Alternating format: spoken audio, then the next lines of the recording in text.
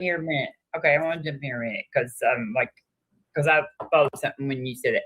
Like I would say that as a Christian, when I read the Bible, I did not go to find out much of what was going on. I just read it like a book, Mhm. and I would say that most of the I mean, there are a lot of lazy, atheists and they who are lazy thinkers, Mhm. or I mean, people are just lazy thinkers sometimes, and we're lazy about our language when we speak to each other. But I know a lot of atheists that I interact with who talk about this, who actually go to the scholars of that. And I know that you think there's a separation between liberal and whatever, but it's like if we're going to the Old Testament, like the Jewish scholars, what I mean? Like these are their people. And so they have other books that speak on these things that actually give like definitions of the words and the context of the events. And so I feel like that when we go to people who have like a slavery, I probably don't judge the word slavery in the Bible just based on what I think it says. But I went to Dr. Josh, what I mean, who speaks a lot on it, has written a huge book on slavery in the Bible. And Dr. Josh presents out a whole really good argument on why it is slavery, just like Dr. Josh, woo! Jesus is Lord and he's coming back. I'm back. Man, Easter Sunday was an awesome Easter Sunday for me, at least. I mean, I even spent some time with the atheists towards the end of the day. You don't really get the morning because the morning is dedicated to our Lord and Savior rising from the dead. So I did give them some time in the late evenings, according to the Roman time system. Okay, not the Jewish one. All right, so Dr. Josh came up, so I just played this little clip, but I really want you to pay attention to Chris and how he proves Jill's argument correct without even realizing it. He doesn't even realize it. Now, the argument is from Chris and others, and Jimmy here, Jimmy talks, is that Christians come into the Bible presupposing X, whatever X might be. Okay. My response is that it's the atheist that is doing that. And I can demonstrate it. So I'm not just saying you're doing something because you're a believer, you're a Christian, you believe in God. Therefore, you must have a presupposition when you're reading the text that God exists. Okay. And you have a presupposition God doesn't exist. All right.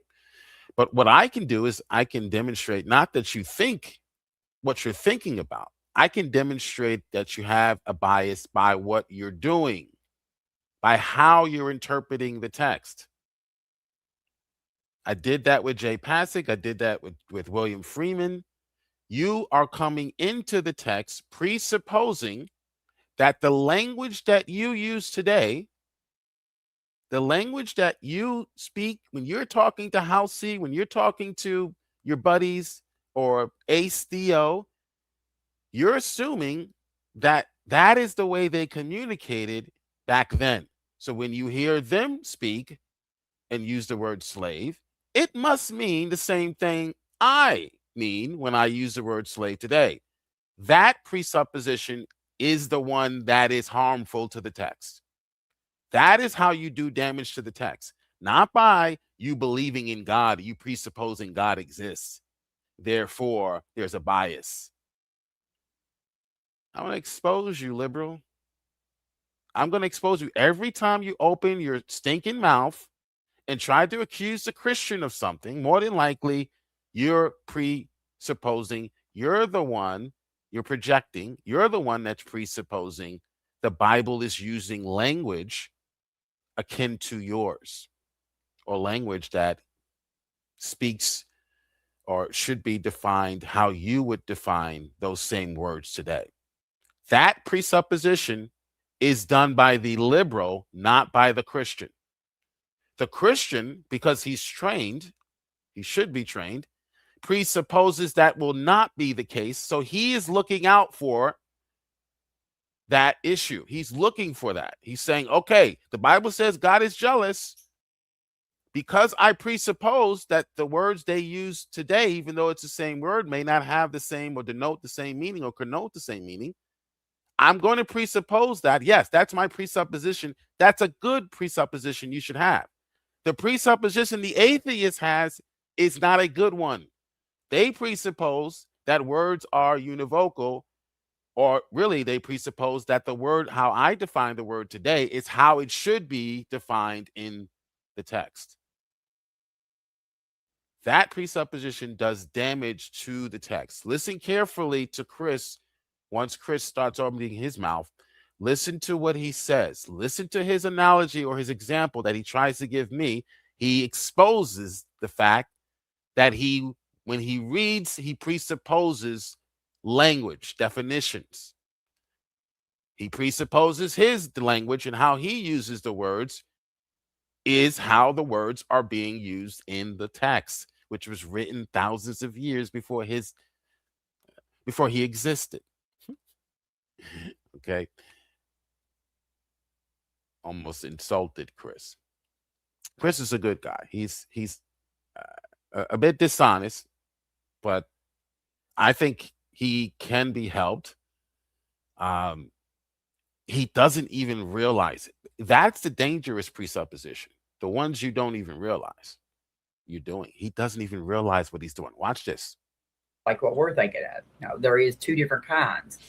So I think that's the problem, Gio, that we have when you say that, because we do. I feel like the atheists do a lot of that. We do. We go check in there to make sure, or some of us do, to check to make sure that the context that we're applying to it is consistent with. All right. So do they do that? Does liberal scholarship or critical scholarship do that? No. I can demonstrate that. Robin, here's what they do instead. What they do, so someone like Dr. Josh will do, is they will look at how the word is used or how the system is run in the surrounding nations, and then say, because this is what it meant here, this must be what it means in the Israelite nation, because they're in the same region. A conservative scholar, people don't think there is a difference. There's a difference in how they approach the text. That is the difference. A conservative scholar will do the opposite. They're first in, first out, FIFO, right? They will read how Israel conducts themselves and how they define slavery. Okay? And that is how they will determine whether or not how to define the word in the context in which the Israelites say this is slavery. This is our system. How is it run? So there's a difference, and that is the case, I would say 90% of the time when it comes to what the Bible says and the approach. Their approach is more so outside of the Bible, what's going on in that region. Dr. Josh is not a Hebrew scholar. He's a scholar on the ancient Near East, okay, in general, the entire region. So he can tell you what was going on in that region. And they take that approach, and then they'll tell you, well, yeah, I know Israel says this, but more than likely, this is what was going on, because that's what was going on in the general in that area. A conservative scholar will say, no, I'm not going to make that assumption. I'm going to read their literature first, and I'm going to compare it before I come up with my definition of slavery. Okay, I'm going to compare it to what was going on in that region, and I'm also going to compare it to our laws today. If I'm going to charge the Hebrews with slavery, then I would need to also be able to vindicate myself based on those same standards, right? That's just only fair.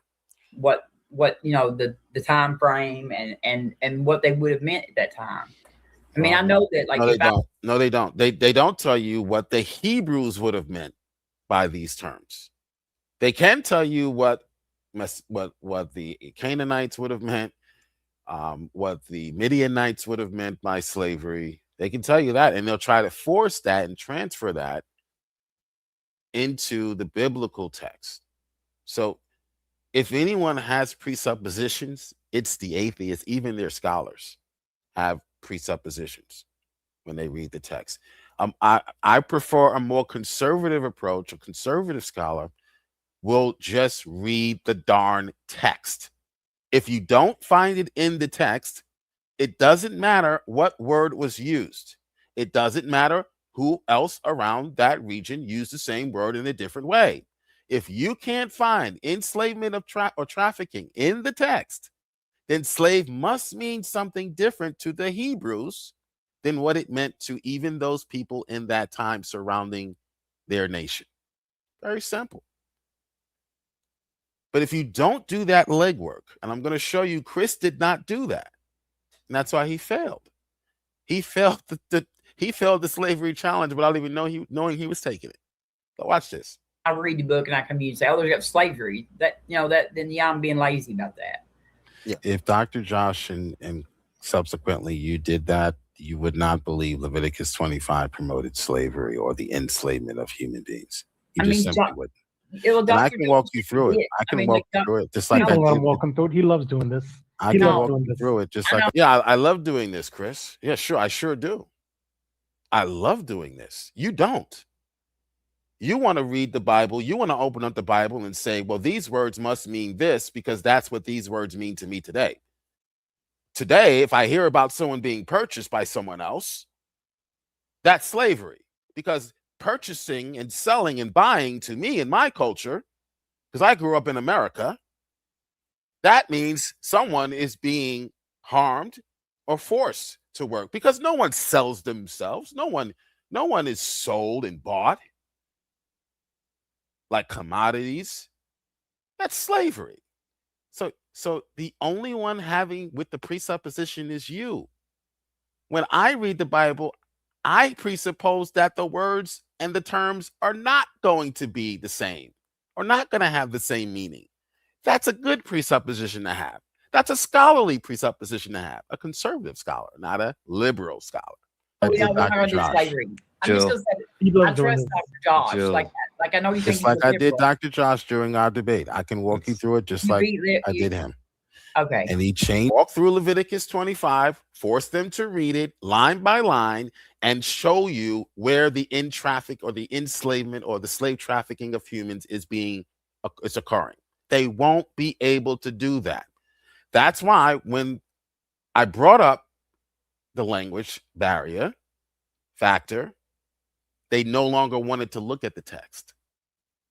That's why when I bring up my slavery challenge to Jay Pasick, he can't get past premise one. Because if they acknowledge premise one, that words are not univocal and that they use these words differently to mean something entirely different than how we might use them today, if they acknowledge premise one, they no longer have an argument. All they have are words on the page that they cannot define, that they've been defining based on their understanding, their modern understanding of these words and terms. Once you remove that, that's why my premise one of my biblical slavery challenge is a problem for most skeptics, for all of them. No one can answer it. No one can prove. Jay Pasick, if you can't prove premise one false, then you don't have an argument. You lost. You can't just say, oh no, premise one doesn't follow. Idiot. Premise one is not an argument. It's part of the argument. Premise one is not the conclusion. I'm not concluding anything. I am saying that they use we'll get to my slavery challenge, but he just dismisses it. Oh, it doesn't follow. What do you mean it doesn't follow? I didn't say then, if then. They used the same word to describe three different types of people, three different types of designations. Some say four. Slave, servant, bondservant. True or false? It doesn't follow. That doesn't follow. What do you mean it doesn't follow? I haven't concluded anything, dummy. Look it up. If I'm wrong, say premise one is false, because that's not true. But to say it doesn't follow shows you don't even know how to respond to an argument. And it really showed not only a lack of your ignorance, it really showed that you had no response. You'll hear that later. I have that clip later. You're gonna hear that later. He simply had no response. If you don't want to address premise one, you have to prove premise one factually incorrect. You have to go into the lexicons and say, nope, Jill, that's wrong. Slave means this, and it only means this. So you can't. So premise one is false. So you need to change your argument. He couldn't do that. So what did he say? Premise one, it doesn't follow. Oh God, I love doing this. Link is pinned, but none of these cowards are going to click on the link because they know in a room with just you and me, you don't stand a chance. You don't stand a chance, liberal. Because I'm going to hold your hand and walk you through line by line. That's scary for this guy. He doesn't want to do that. He would never click on my link. I will force you to read Leviticus 25 and show me. Don't just spew out what you regurgitate, what Dr. Josh, you heard someone say. He used the word slave, but was he able to go into the text and show you that these people are being trafficked, that they're actually being kidnapped and trafficked and sold? All it says is you may buy them, purchase them. If that's all that's being done is purchasing and buying, then you haven't proven slavery. Because again, purchasing and buying to them meant something entirely different. Purchasing a slave in the antebellum South meant something entirely different. You may read a story about a free black purchasing a slave and say, oh my God, he was a slaveholder. No, idiot. In the antebellum South, freed blacks were purchasing blacks who were still being enslaved in order to free them, you idiot. So now you're going to read that 2,000 years later and say, there were freed blacks in the antebellum South who owned slaves. See, it says slave. It's his view on Leviticus 25, at least for that day. It sounds like you want to live by. I got the video evidence to prove it. You want to live by Leviticus 25 standards. You go right ahead. We already do live by Leviticus 25 standards. Today, we still have a remnant of bond servants. In fact, if you owe the IRS money, they can put you in jail. So we still have a remnant of that. We still have a remnant of people traveling from other nations. We just call them immigrants, and they're here on a work visa. So we still have a remnant of that. They don't have the same rights that you have. In fact, they shouldn't be here for they have a specified amount of time. They can't vote. They don't have certain privileges. We don't call that slavery. So again, unless you can go into the text and show me the trafficking of human beings, I can compare that to an immigrant coming from another country on a work visa. You cannot show me anyone was forced. All you can show me was that they were coming from other nations. Great. Prove that that's the trafficking of human beings from other nations. So ultimately, they fail and they have to go to war. You're going to see that in this conversation. Why is it that all of these conversations start out with civil context like Leviticus and rules for how you treat foreigners? And then all of a sudden, when they can't find it there, well, what about this war over here? People are being captured in the war. Wow. What? No. Yeah. That they look at these captives. We still do today. And Exodus 21 standards, you go right ahead. We still do today. In fact, I still have Exodus 21 standards today. In fact, you're considered a ward of the state. If I don't think Exodus is talking about Exodus 20 is referring to prison. So if you commit a crime in the ancient Near East, you would be forced to work. Okay, you would be enslaved, and that was the way they paid restitution.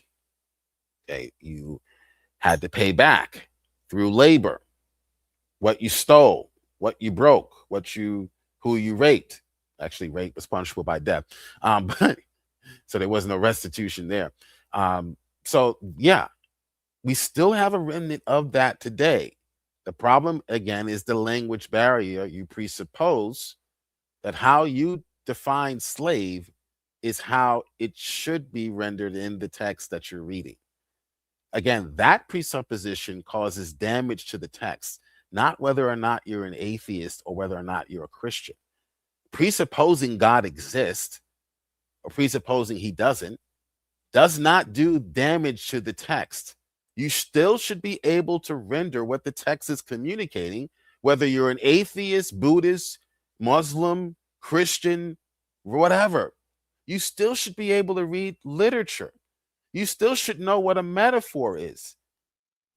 This guy or another guy that was in here didn't even know what a metaphor was. He didn't know what imagery was. You still should know these things. You're still an adult with a 5th grade education. So why are you crying about presuppositions, the Christian presupposing God exists before he reads the Bible? And therefore, well, what are you presupposing? And does that do damage to the actual text? If you're presupposing language, your language is superior and therefore should be imposed onto the text. That presupposition causes you to have mistranslations, not ours.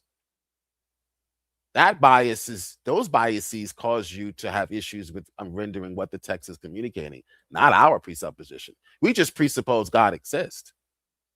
We don't presuppose that the language they use is equivalent to the language definitionally that we use today. We don't presuppose that. You do. I don't want you to help me understand your cognitive process.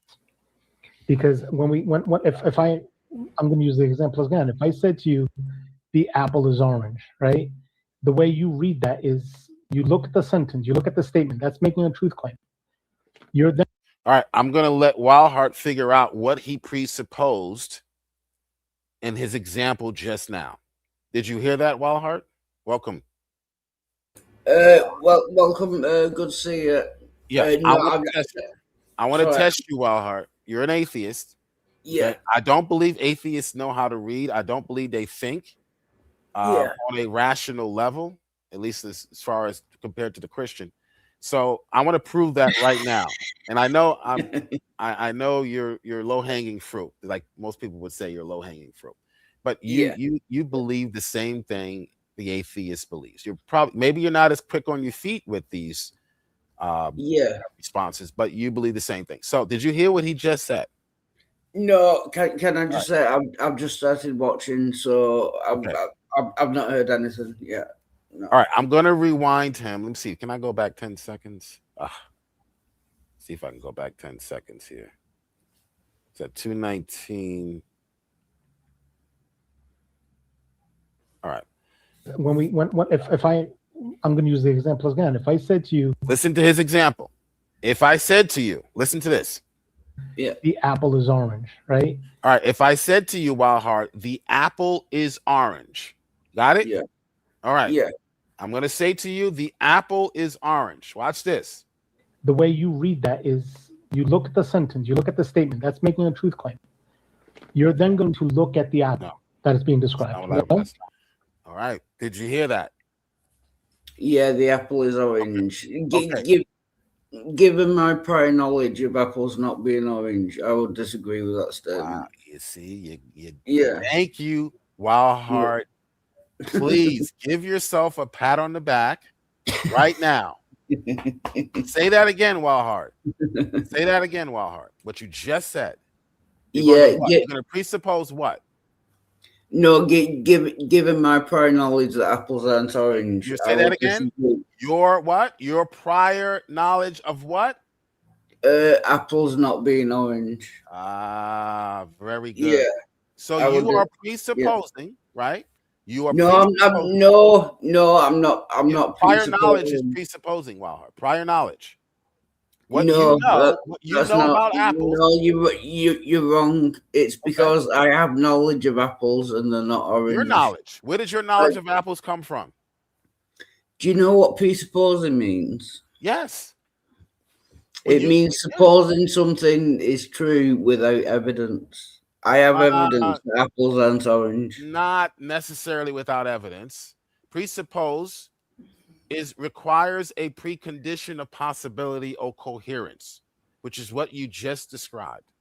You believe, you assume that the apple is orange because that is how it's rendered in your culture, in your understanding, in your experience, right? Yeah. Okay. So you presuppose what? Your understanding of the word apple, right? Right. I'm going to look up the definition of presuppose. You're going to look up the definition based on the dictionary that was written for you in your time. That is where you're going to get the definition of apple. True? No, not apple. Presuppose. You getting the word presuppose wrong. I looked up the word presuppose. You got it wrong. Presupposing has nothing to do with an assumption. Here, it's an process or an argument that's required as a precondition of possibility or coherence. That's what it means to presuppose. Require as a precondition or of possibility or coherence. Yeah, practically. But assume at the beginning of the line. So your assumption, it's an assumption you're making. That's a synonym. You're assuming. You're assuming. Wildheart, hold on. Relax. Wildheart, relax. You're assuming, Wildheart, your understanding that you learned about an apple is true in everyone's understanding of what an apple is, right? Yeah, but thank you. Sorry. I have evidence that an apple is not orange. Once you have evidence, you're no longer presupposing anything because you have evidence for it. Do you know what I mean? You do go on to find evidence. Yes, you go on. You make your assertion. You said he gave me a statement, right? Yeah. But before you go into proving your statement, you first have to deal with the language barrier. What does apple mean to someone living in the Near East 4,000, 5,000 years ago? What color were the apples in there? Maybe their apples were blue. There are such things as blue apples in the ancient Near East 4,000 years ago. So what you did is exactly, Wildheart. Thank you so much. What you did was exactly my critique of the liberal scholar, where they read into the Bible their understanding of what an apple is, and then they say, well, the Hebrews got it wrong. Because apples are what color? This is all over-exaggerated, and apples are green. They just are. That's it. Are apples green 4,000 years ago in the ancient Near East, in the desert? Are the apples green there, or are they orange? I think they must have been green. You would have to do the research, Wildheart. That's the point I'm making. When you open up the Bible and you read the Bible, you cannot interpret the words and the phrases used based on your current modern understanding or your personal experience as to what an apple is. An apple to someone 8,000 years ago is not the same as an apple to someone today. Thank you, Wildheart. So are you saying that apples 4,000 years ago were orange? Is that what you said? Would be, yes. So a better approach, rather than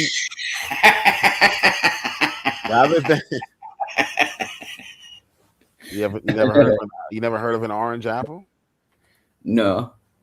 Never? Because you live in one period.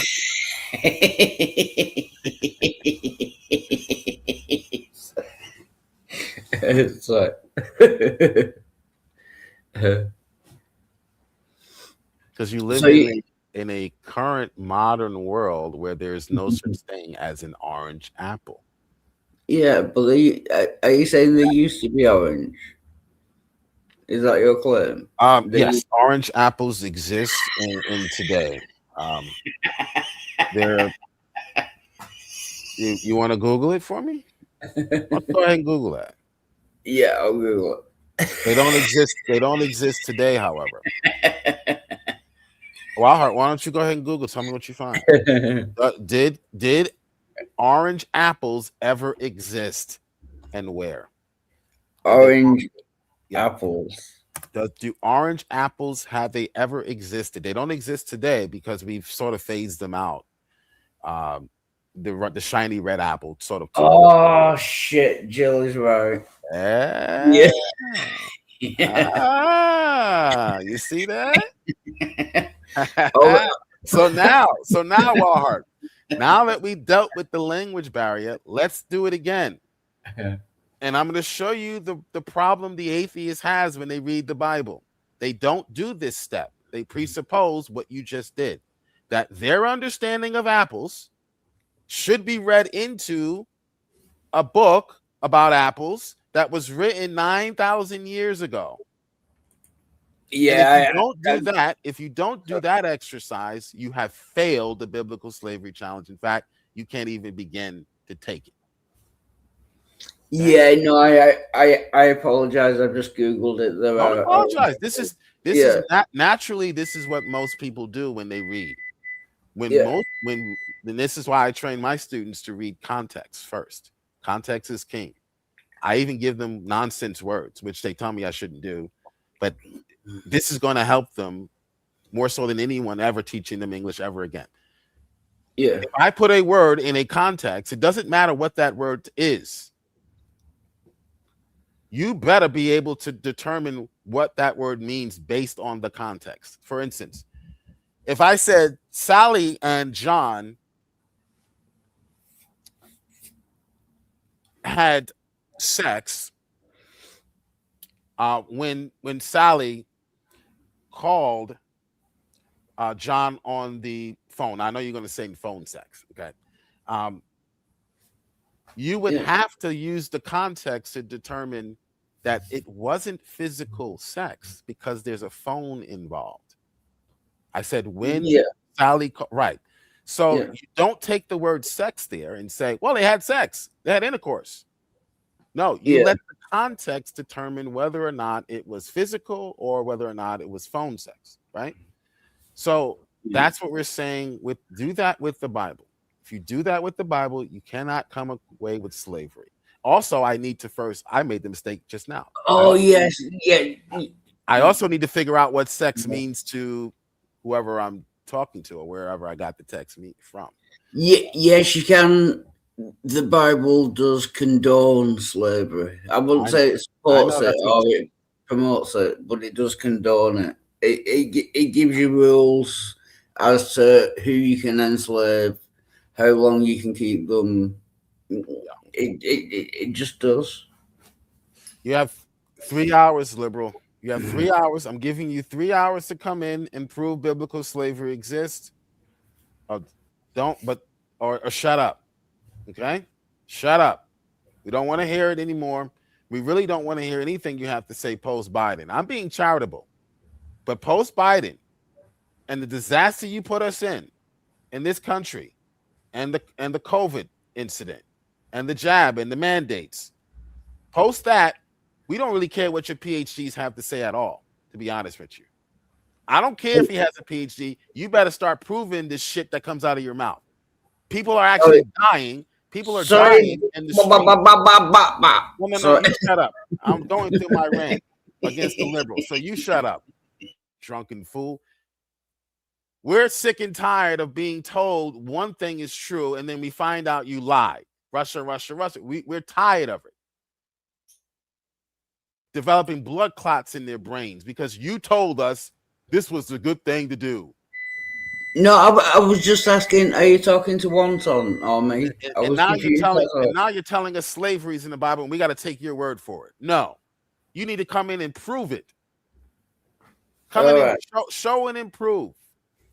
All right. Yeah, you're talking. All right, let's read. Psalms 137 says, happy is the one who seizes your infants and dashes them against the rocks. Speaking of the Assyrians, and they were happy to do so. The Assyrians invented scholars, historians suggest the most horrific of torture methods. They had a method in which they would actually rip the baby out of the womb of the woman while she was alive. They figured out how to do that. These people were sick, and that's why God wiped them out, rightfully so. Thank God. But these people invented ways. The Bible says that they invent new ways of evil every day. They were a wicked group. So the Bible says, yeah, they are happy to do that. And they will do that to your children because you disobeyed. So I'm going to allow the Assyrians to come in and do this. And that's exactly what happened. That prophecy was fulfilled. Thank you for sharing that, Liberal. Hey, go ahead, Wahid. You wanted to say something? I'm going to put Jay Passick's dumb argument or his failure to take my slavery argument. I'm going to put that up next. What do you want to say, Wahid? No, I was just asking, were you talking to Wonton or me? Because you're being quite aggressive to me. Oh, I just went on a little rant. That's all. Against the I do that sometimes. All right, I'm gonna keep playing the video. But do you see now the error? And I'm glad even Wildheart figured it out. Even Wildheart, who I thought was low hanging fruit, Wildheart gets it now. Now you can start reading the Bible, Wildheart. Once you deal with that presupposition, which does damage to the text, which can do damage to the text and has. That's why people like Robin think, oh, the Bible was no slavery. Because you went in presupposing that the language that is being used is equivalent to the language definitionally that you're using today. That's not the case. There are orange apples. Orange apples existed. So when you go in, you have to define, well, what time are you referring to, Chris? Are you referring to the 1800s? Or are you referring to 2026? Because if you're referring to 2026, yes, that person is wrong. Apples are not orange. But that person would be right if they were referring to, if this were written in 1800. Right. So when the Bible says you can take slaves from the heathen around you and own them for life, what does that mean? Well, you have to first figure out what a slave meant to someone in the ancient Near East. You do that first before you try to figure out what happened to the slave and how So what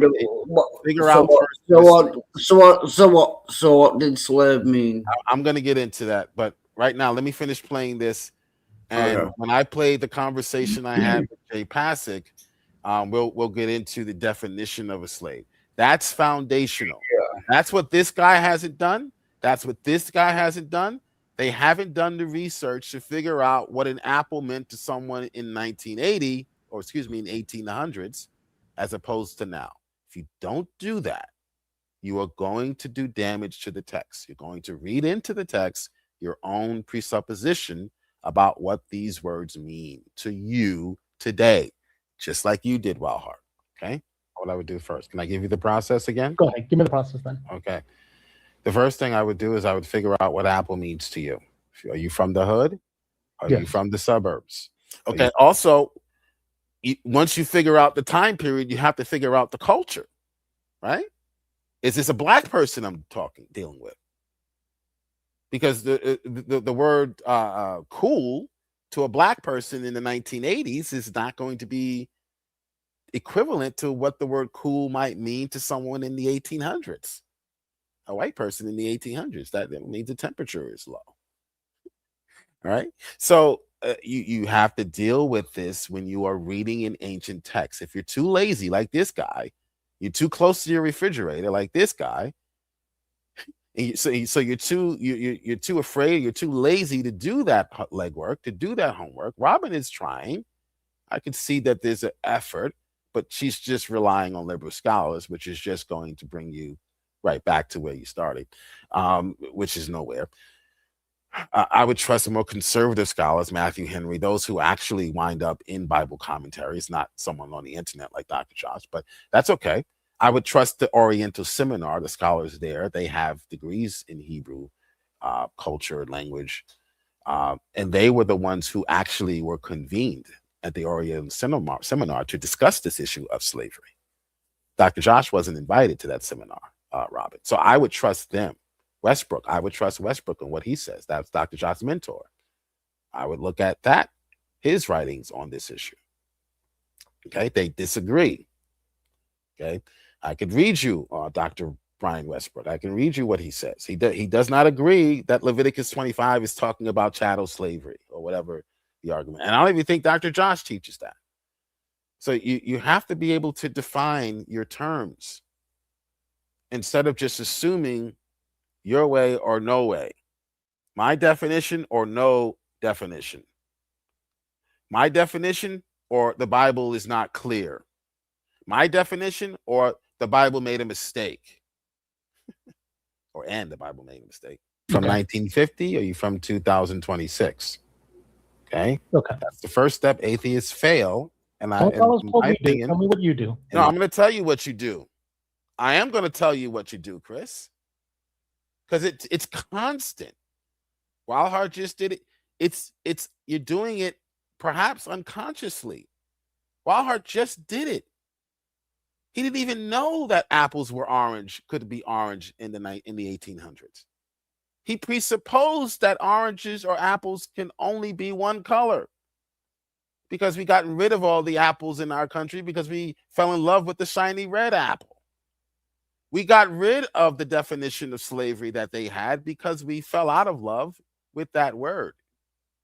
We no longer use it to describe someone who's just working in your house, living with you, and their children are also living with you. We don't have that designation. We call them maids or live-in servants or butlers, we have fancy terminology for these positions. We no longer call them slaves. We no longer translate that. If we're reading a book about America in 2026, we would not translate that person's job. We would not say that person was a slave. In the 1600s, they would. In the 1600s, when they read something like Eleazar is living with Abraham and he would have inherited his wealth, they would say, okay, Eleazar was his slave. Eved Ibrahim, the slave of Abraham. They would say, yeah, that's what's going on. Because slave to them in the 1600s did not mean that you were kidnapped and forced. It did mean that too, but it could also mean you're there voluntarily.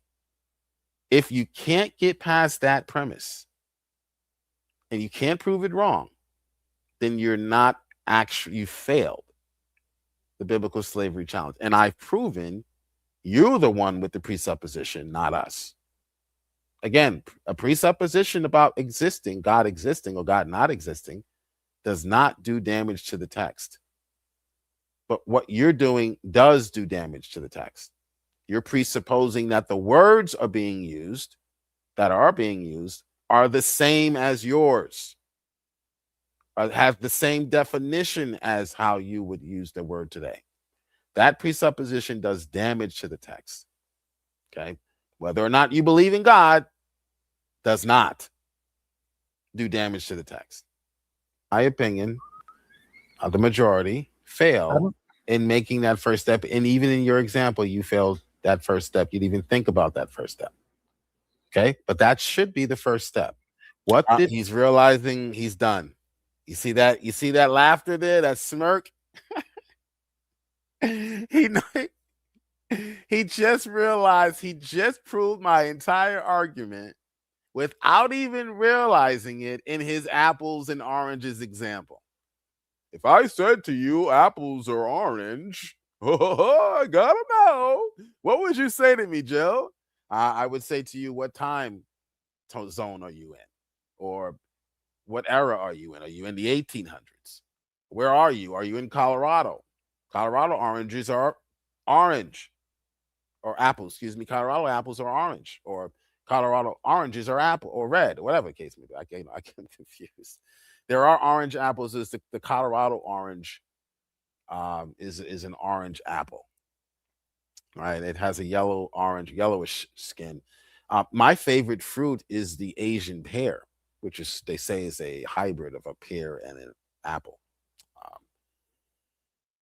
So these oranges disappeared around the 1940s due to the rise in the popularity of the shiny red apple.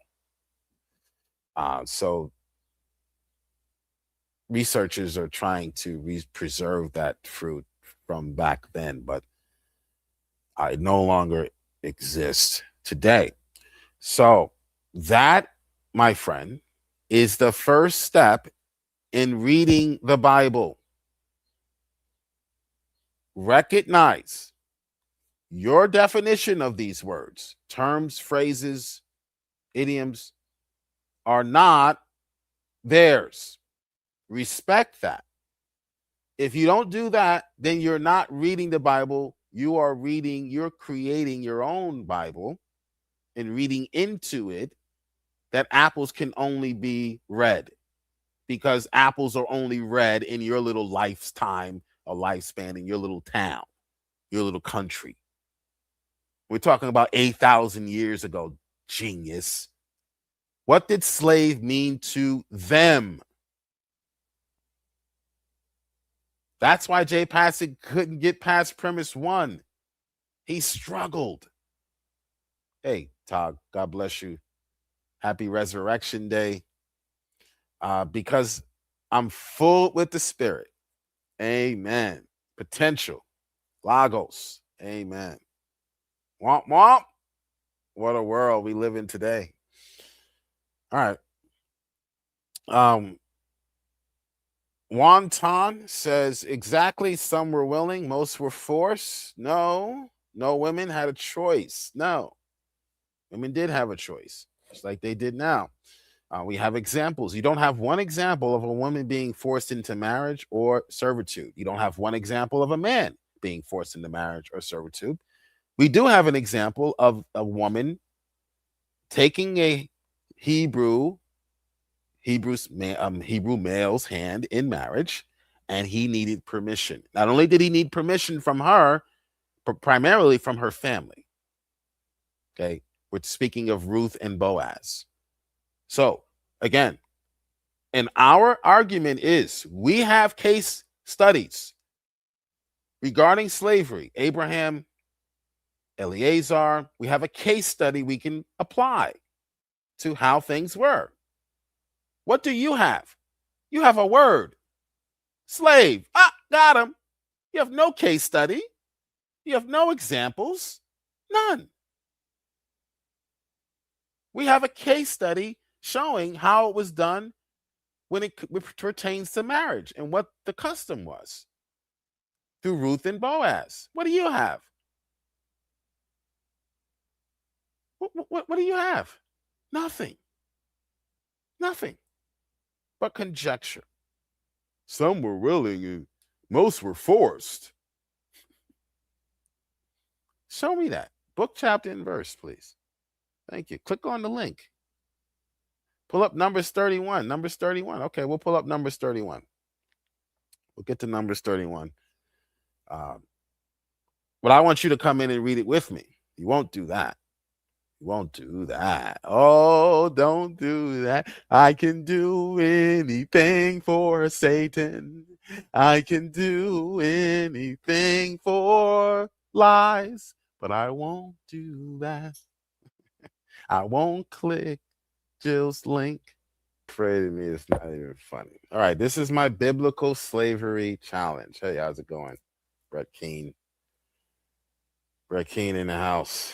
All right, so the argument, premise 1. The Hebrews used the word slavery to denote both voluntary, meaning service, that work that I would do because I wanted to do that work, because I wanted to make money, because I wanted to survive even. So this would be voluntary work. The same word, aved, was used to describe that type of designation. And also the same word, aved, was used to describe those who were involuntarily serving. True or false? Yeah, the argument doesn't follow. True or false? That argument doesn't follow. Let me rewind that. Oh my God. Are atheists this dumb? What are you talking about? That argument doesn't follow. That's premise one, you idiot. It's either true or false. Why is this guy playing games? Because he realizes what Chris did not realize, that he was presupposing.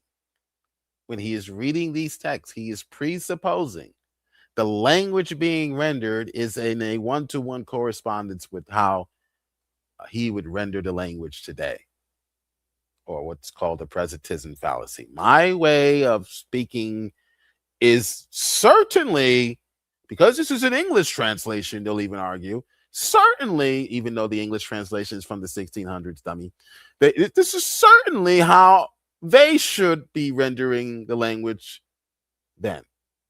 It says purchase. It says buying, and purchasing and buying someone in my culture, even though we do have examples of that today in sports, purchasing and buying someone and them working is slavery. Well, not to them. If someone said, let me give you an example. Let me give you try to illustrate this. If I were in the ancient Near East today and my daughter came home and said, "Dad, I got purchased. I got purchased by the rich guy down the road," I would say, "Congratulations, we're rich." Okay. If my daughter today came home and said, "Dad, I got purchased on OnlyFans," I was like, "Oh my God. Oh my God." Okay. So I got purchased today, Dad, on OnlyFans. I'll be like, "Oh my goodness." All right. So she just said, I threw the OnlyFans in there. I sort of poisoned the well. But if she were to just say, "Dad, I was purchased today," I'd be like, what? Excuse me? So you see, there is a difference in the culture and what it meant to be purchased. It was an opportunity. Eleazar was in the best situation and he was a slave. You couldn't have a better setup than what Eleazar had, other than you being Abraham or Job or being rich yourself. But if you were the average cat and someone said, and Bill Gates said, "Hey, I want to purchase you," you said, "Hell yeah, sign me up." Where do I need to sign, Bill? Because in the ancient Near East, being purchased meant you were being adopted into a rich family or a tribe. And by way of you being adopted into that tribe, you now had protection, you had food, shelter, clothing, and a possible inheritance. Dum, dum, da, dum. That's why Jay Pasick doesn't want to get past premise one. He doesn't want to admit that this was the case, that the word slave could have meant a volunteer in the ancient Near East. So I forced him to look up the word to prove premise one to be true.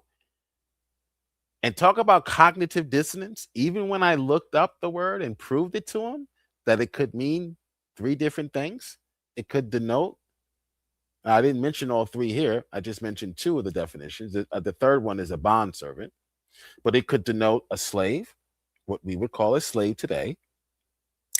It could also mean servant, what we would call a maid or a butler today. And it could also mean bondservant. Okay, but here, for the purpose of my slavery challenge, of course, I'm more concerned with voluntary versus involuntary. Bondservant was sort of like a mixture of both. You were obligated to pay back your taxes. If you owe the IRS, you're in debt. You need to pay it back. You should pay it back. And in some cases you're even forced to pay it back. Okay, such was the case in the ancient Near East. We don't have a problem with that. If you do, then you need to move to Canada. And they'll have the similar system there. So wherever you go, they're going to have a similar type of system in which you are forced to pay back your debts that you owe. Okay. That's not slavery. We don't define that as slavery today. Why do you define it as slavery when you read the Hebrews setting up similar systems? Because we would argue that there is a bias, and there you have presuppositions, as I proved, and you certainly have a bias against the Christians. So, of course, you're going to look for things that aren't there in the text. Where did Wildheart go? I'm sorry, Wildheart. I didn't mean to overtalk you. But let's hear that again. Let's hear that stupidity again, just for the record. So this would be voluntary work. The same word, aved, was used to describe that type of. Come on in. We'll have a discussion on Exodus 21. I'd be glad to. I'd be glad to read it with you line by line. And each time, each line I read, you're going to have to show me which one of these lines, which one of these scriptures actually says someone is being enslaved. Don't show me a bunch of rules. Every country has rules. We have rules for people who come over here on a visa. That's not evidence that they came over here by force. Dum-dum. So you would need to first demonstrate that the person is there against their will, not show me a bunch of laws that you don't like, that you would never agree to yourself. They had to agree to be a slave for life. You could not force someone to be a slave for life. So don't show me a law saying you can make someone a slave for life and then say, aha, slavery. Got it? So that's why I need you to come in so you can demonstrate, not just spew out, regurgitate what you heard on the internet. Designation. And also the same word, aved, was used to describe those who were involuntarily serving. True or false? Yeah, the True or false? argument doesn't follow. True or false? Yeah, the argument doesn't follow. True or false? Sorry. True or false? True or false? Spooky. True or false? That argument doesn't follow. Todd, come on in, Todd. The wife and the children don't have a choice. What? Yeah, show me that. Show me that in the text. Children don't have the choice. No, because children are born under the control or household of their parents. So if their parents decide to go work for another family or sell themselves and their family to another, that's the parent's decision. The child does not have any say in the matter. Okay. Now, once the child turns a certain age or he goes off on his own, maybe 12, if he wants to go out, he may go out off on his own. He doesn't have to stay. He more than likely will stay because that's where his provision lies. The slave owner. The slave owner was similar to a corporation today. Okay. When you sign a contract with the corporation, that corporation owns you. Okay. For whatever is specified in the contract. They don't own you in a sense that you are a commodity like a car. But they do own you in a sense that you have agreed to certain conditions. Okay. And if you don't follow those conditions, what will happen to you? You'll get fired. All right. So likewise, in the ancient Near East, people made agreements with each other. People made agreements with rich people, and they called it purchasing. We call it contracts. What you need to do, buddy, is demonstrate involuntary servitude, not that there were contracts being made between rich people and poor people, contracts to work. Jay Pasick, is the Darth Dawkins devotee? I don't know. Does he follow Darth Dawkins? He doesn't do any streaming anymore. The last stream he did was on my stream, I'm told. I haven't watched it, but Clearly, you see him here. He's struggling with answering a simple yes or no question. So I don't really know what he's doing a stream on. When he was here on my channel, I gave him the challenge. He couldn't even get past premise 1. So anyone, tell me, is anyone that's watched that stream, did he even get past premise 1? What's his argument for that doesn't follow? It's a true or false, dummy. It's not a conclusion. If I got to my conclusion and I said that doesn't follow, and then he said it doesn't follow, then that would make sense. But listen to this. True or false? Yeah, the argument doesn't follow. The argument early. So the same word eved was used to describe those who were involuntary. That type of designation, survive even. So this would be voluntary work. The same word eved was used to describe that type of designation, and also the same word eved was used to describe those who were involuntarily serving. All right, so the Hebrews use the word eved, translated into slave, to denote, and we know what the word denote means. Hopefully, it just means to basically indicate, and this is a direct meaning, so it's not to connote. Although you can use connote here as well, or imply or suggest. But no, the literal meaning of the word, I can look that up. Not that it just implied certain other things. The literal meaning of the word in the Hebrew culture meant 3 different things. That's either true or false, Jay Pasek. Your response, dummy, should not be, it doesn't follow.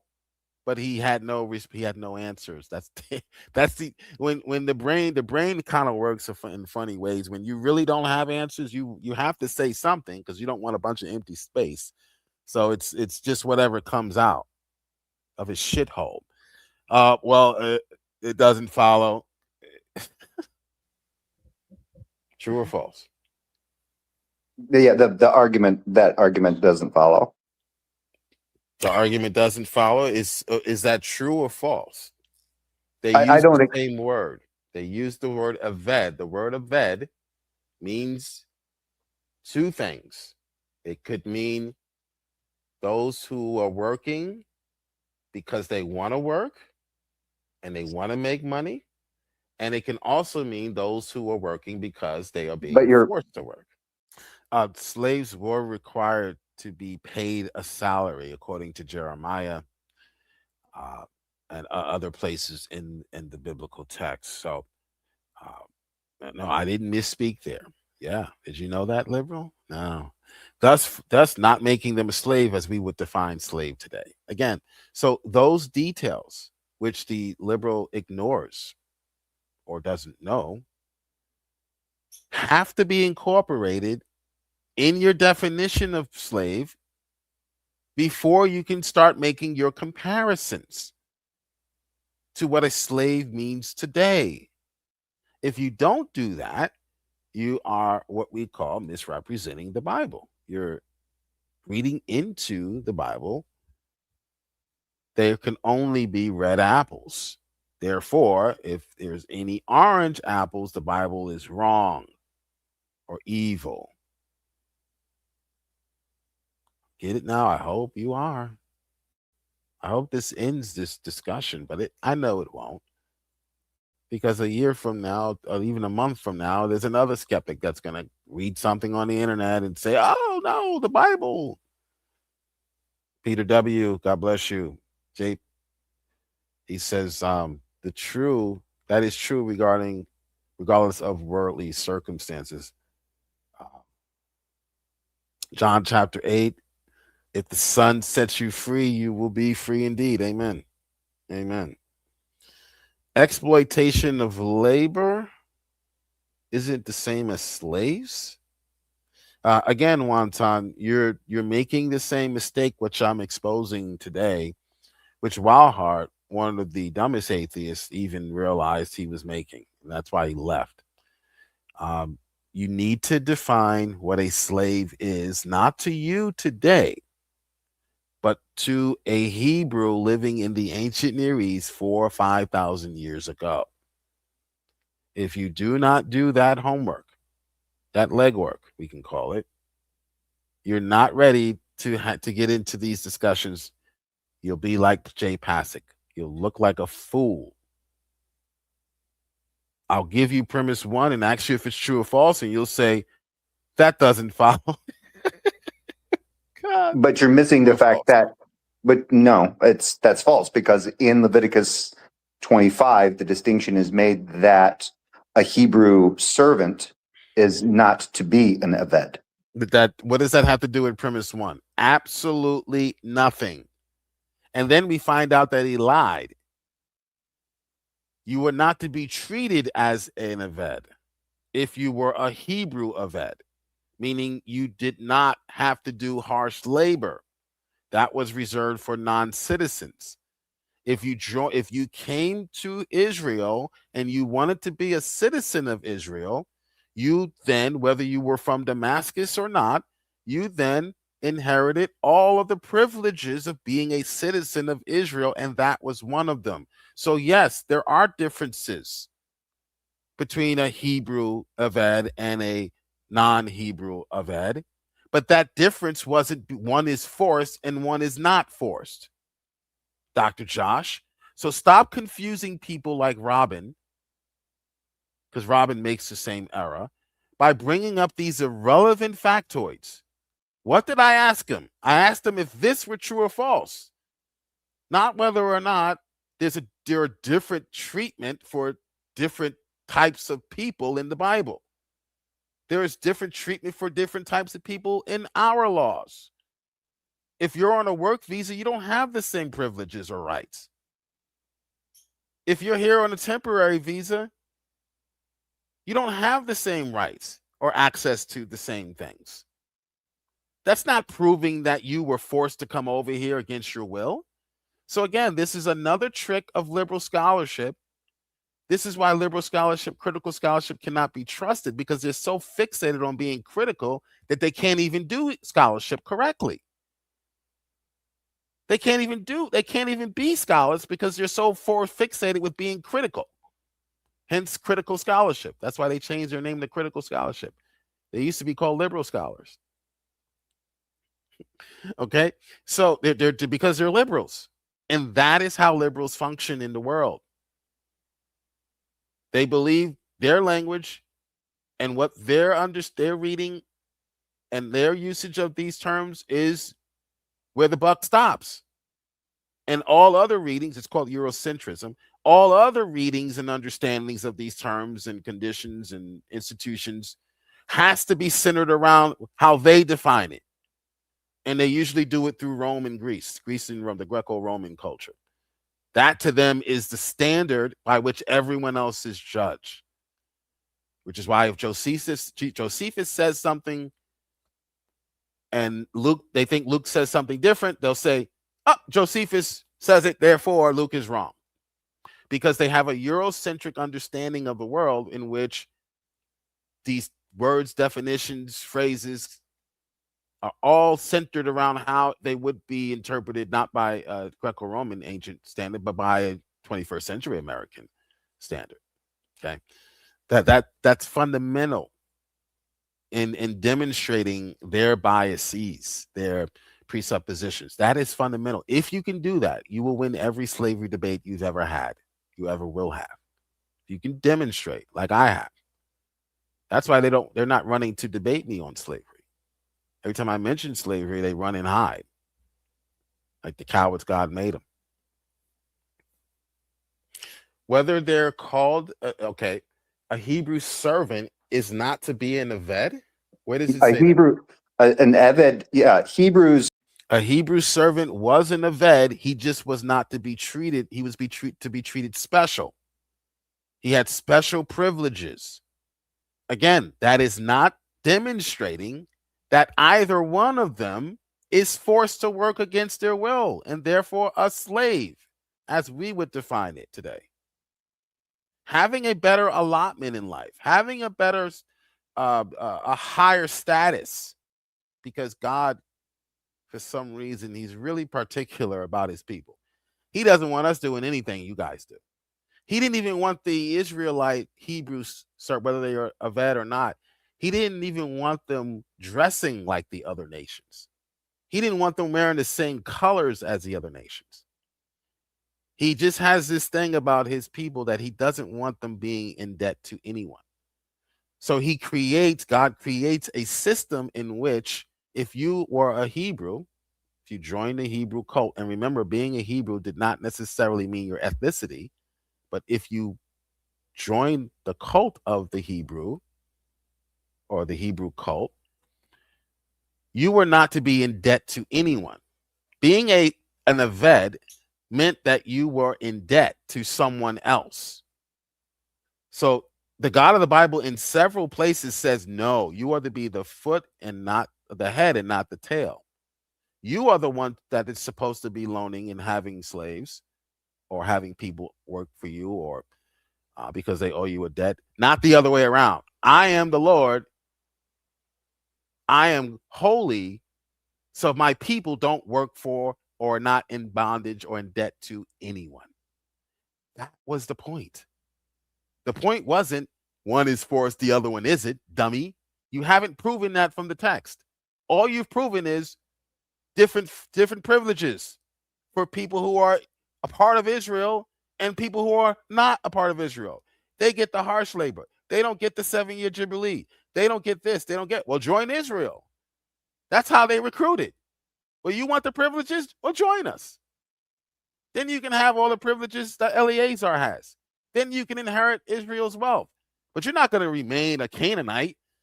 You're not going to remain a Midianite king and come to Israel and take over. No, buddy. You're not buying any land. You're not becoming rich in Israel. You need to first become a Hebrew.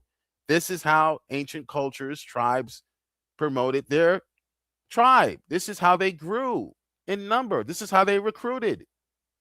This is how America recruits. Come to America, but you have the green card first. You got to pass certain tests. You have certain requirements to meet that someone that's born here doesn't have to do because we were born here. You don't have to go through it. That's not slavery. You haven't demonstrated that the green card holder was forced to come over here in a van, tied up from wherever country he or she came from. You haven't demonstrated that. Demonstrate what I asked you for. Let's get the ball moving forward, Dr. Josh. Instead of playing these games and having these idiots come in and regurgitate these talking points that aren't dealing with the issue. You are accusing the biblical writers of slavery, slave trafficking. Why the hell are you showing me that there are different laws for one being a Hebrew than there are for another? The gaslight. That's called gaslighting. Well, America condones slavery. Let me show you how. Green card holders don't have the same rights as people who are born here.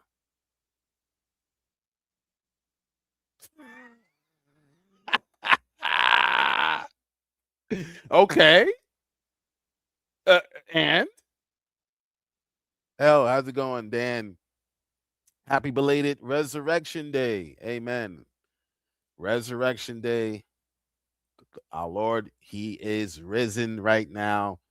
This was 2,000 years ago. He'd be seated on the right hand. He's still seated on the right hand. Amen. But if this were 2,000 years ago, we would see him. We would see him return to the earth, and hopefully, we'd be one of the 500 witnesses that see our Lord as he returns and then ascends to the Father. Amen. Amen. All right.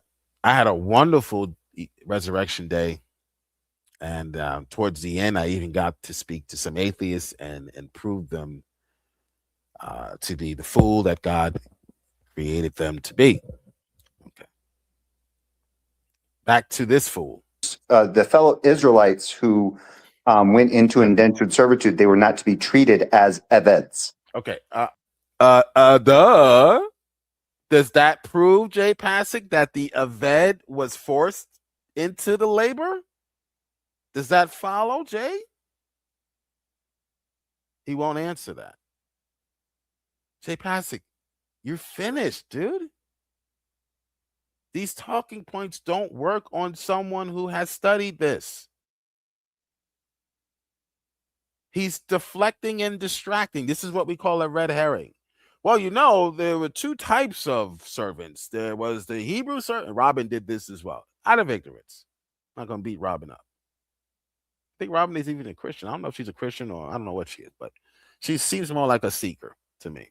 But Robin makes the same mistake listening to Dr. Josh. This is what Dr. Josh does in debates. He filibusters. We ask him a damn question, and he filibusters and gives us an irrelevant factor. Well, did you know there are 6 types of slaves in the Bible, Joe? Idiot. We're not asking you what the different types of designations are, what the treatment of one is opposed to another. What we want to know is this one being treated as if he did not have any rights, meaning is he's being enslaved and trafficked and sold against his will. That's the treatment you need to prove. Not one had the year of Jubilee and one didn't have the year of Jubilee. That's not proving slavery in the Bible, guys. Come on.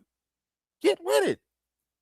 It's 2026. You're still trying these games with us? Look, there was different treatment. One is treated differently than the other. Oh, gosh. Slavery, therefore slavery. Oh. They were to be given the same considerations as eveds, not to be treated as eved. But the word eved, listen to what I'm asking you. The word itself, Jay. We're not talking about the context in which the word is being used. We'll get to that. But the fundamental error that the atheist is making with the red orange or the orange apple, what Wildheart made, what Chris made, the fundamental error is the language itself. They are rendering the language itself to mean what they say it means or what it means to them today. And they are transferring that, the illegitimate totality transfer is the fallacy. They are transferring that understanding into the Bible. Therefore, when they read it, they say, this must be talking about slavery. Because look at the words that they're using. What I say is, look at how you're defining the words that they're using. I make them think. They don't come across Christians like myself that actually make them think instead of just regurgitating. Stop regurgitating what you read on an internet website and start thinking for yourself. Wildheart even got it. And he's got about 2 brain cells left. Shalom, Brother Veckel. He's got about 2 brain cells left after all the drinking. We tried to convert him when he got out of jail. He's a jailhouse convert. He says he was a Christian. He got out of jail. Everybody's a Christian in prison once they get in trouble, which is why you look like an idiot, skeptical philosophy, when you pull up surveys trying to prove Christians have a higher crime rate. When that survey was taken and given to inmates, you dummy. So you really look stupid doing that. But Wildheart even went to jail and came out and he was a Christian.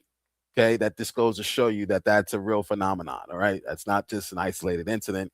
That happens quite often, more than people think. Most people, when they go to prison, they find some sort of religion, either Islam or Christianity.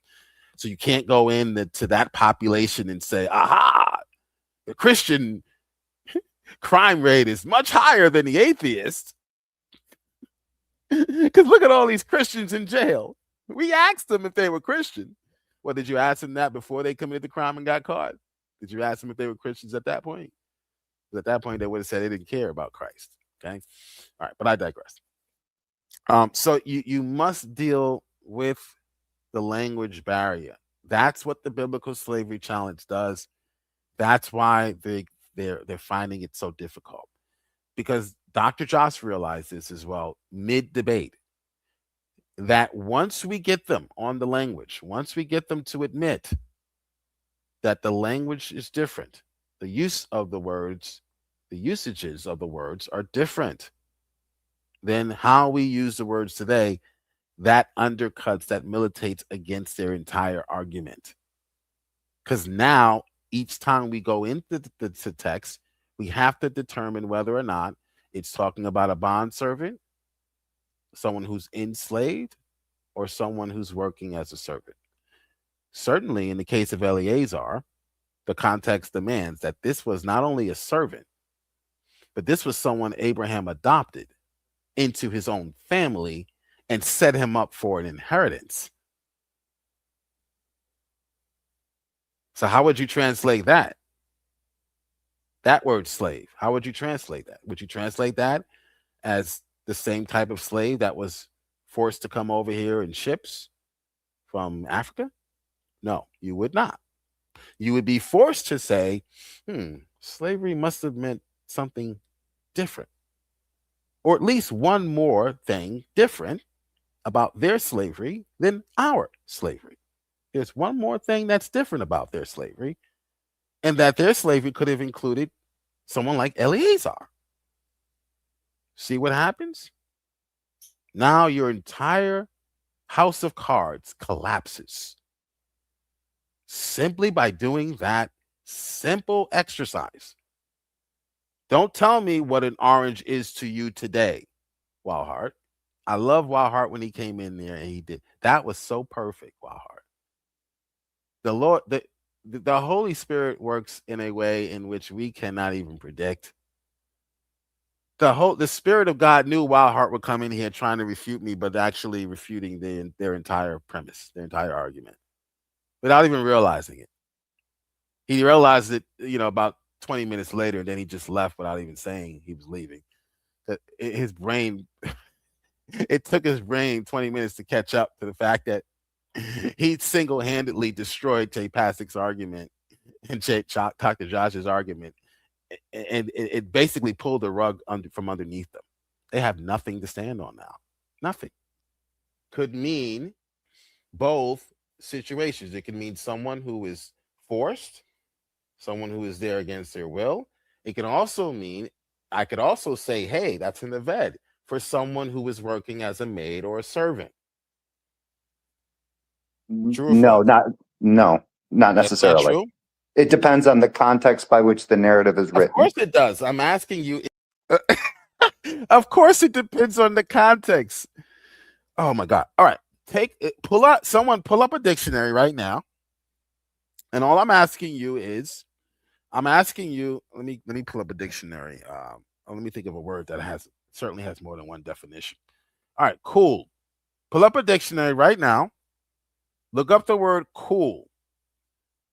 Can cool mean three different things? Can it mean moderately cold? Can it mean fashionable?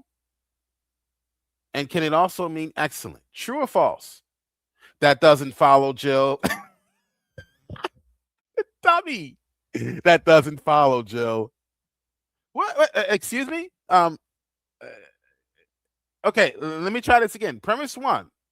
The word cool today in our culture can mean moderately cold, fashionable, or excellent.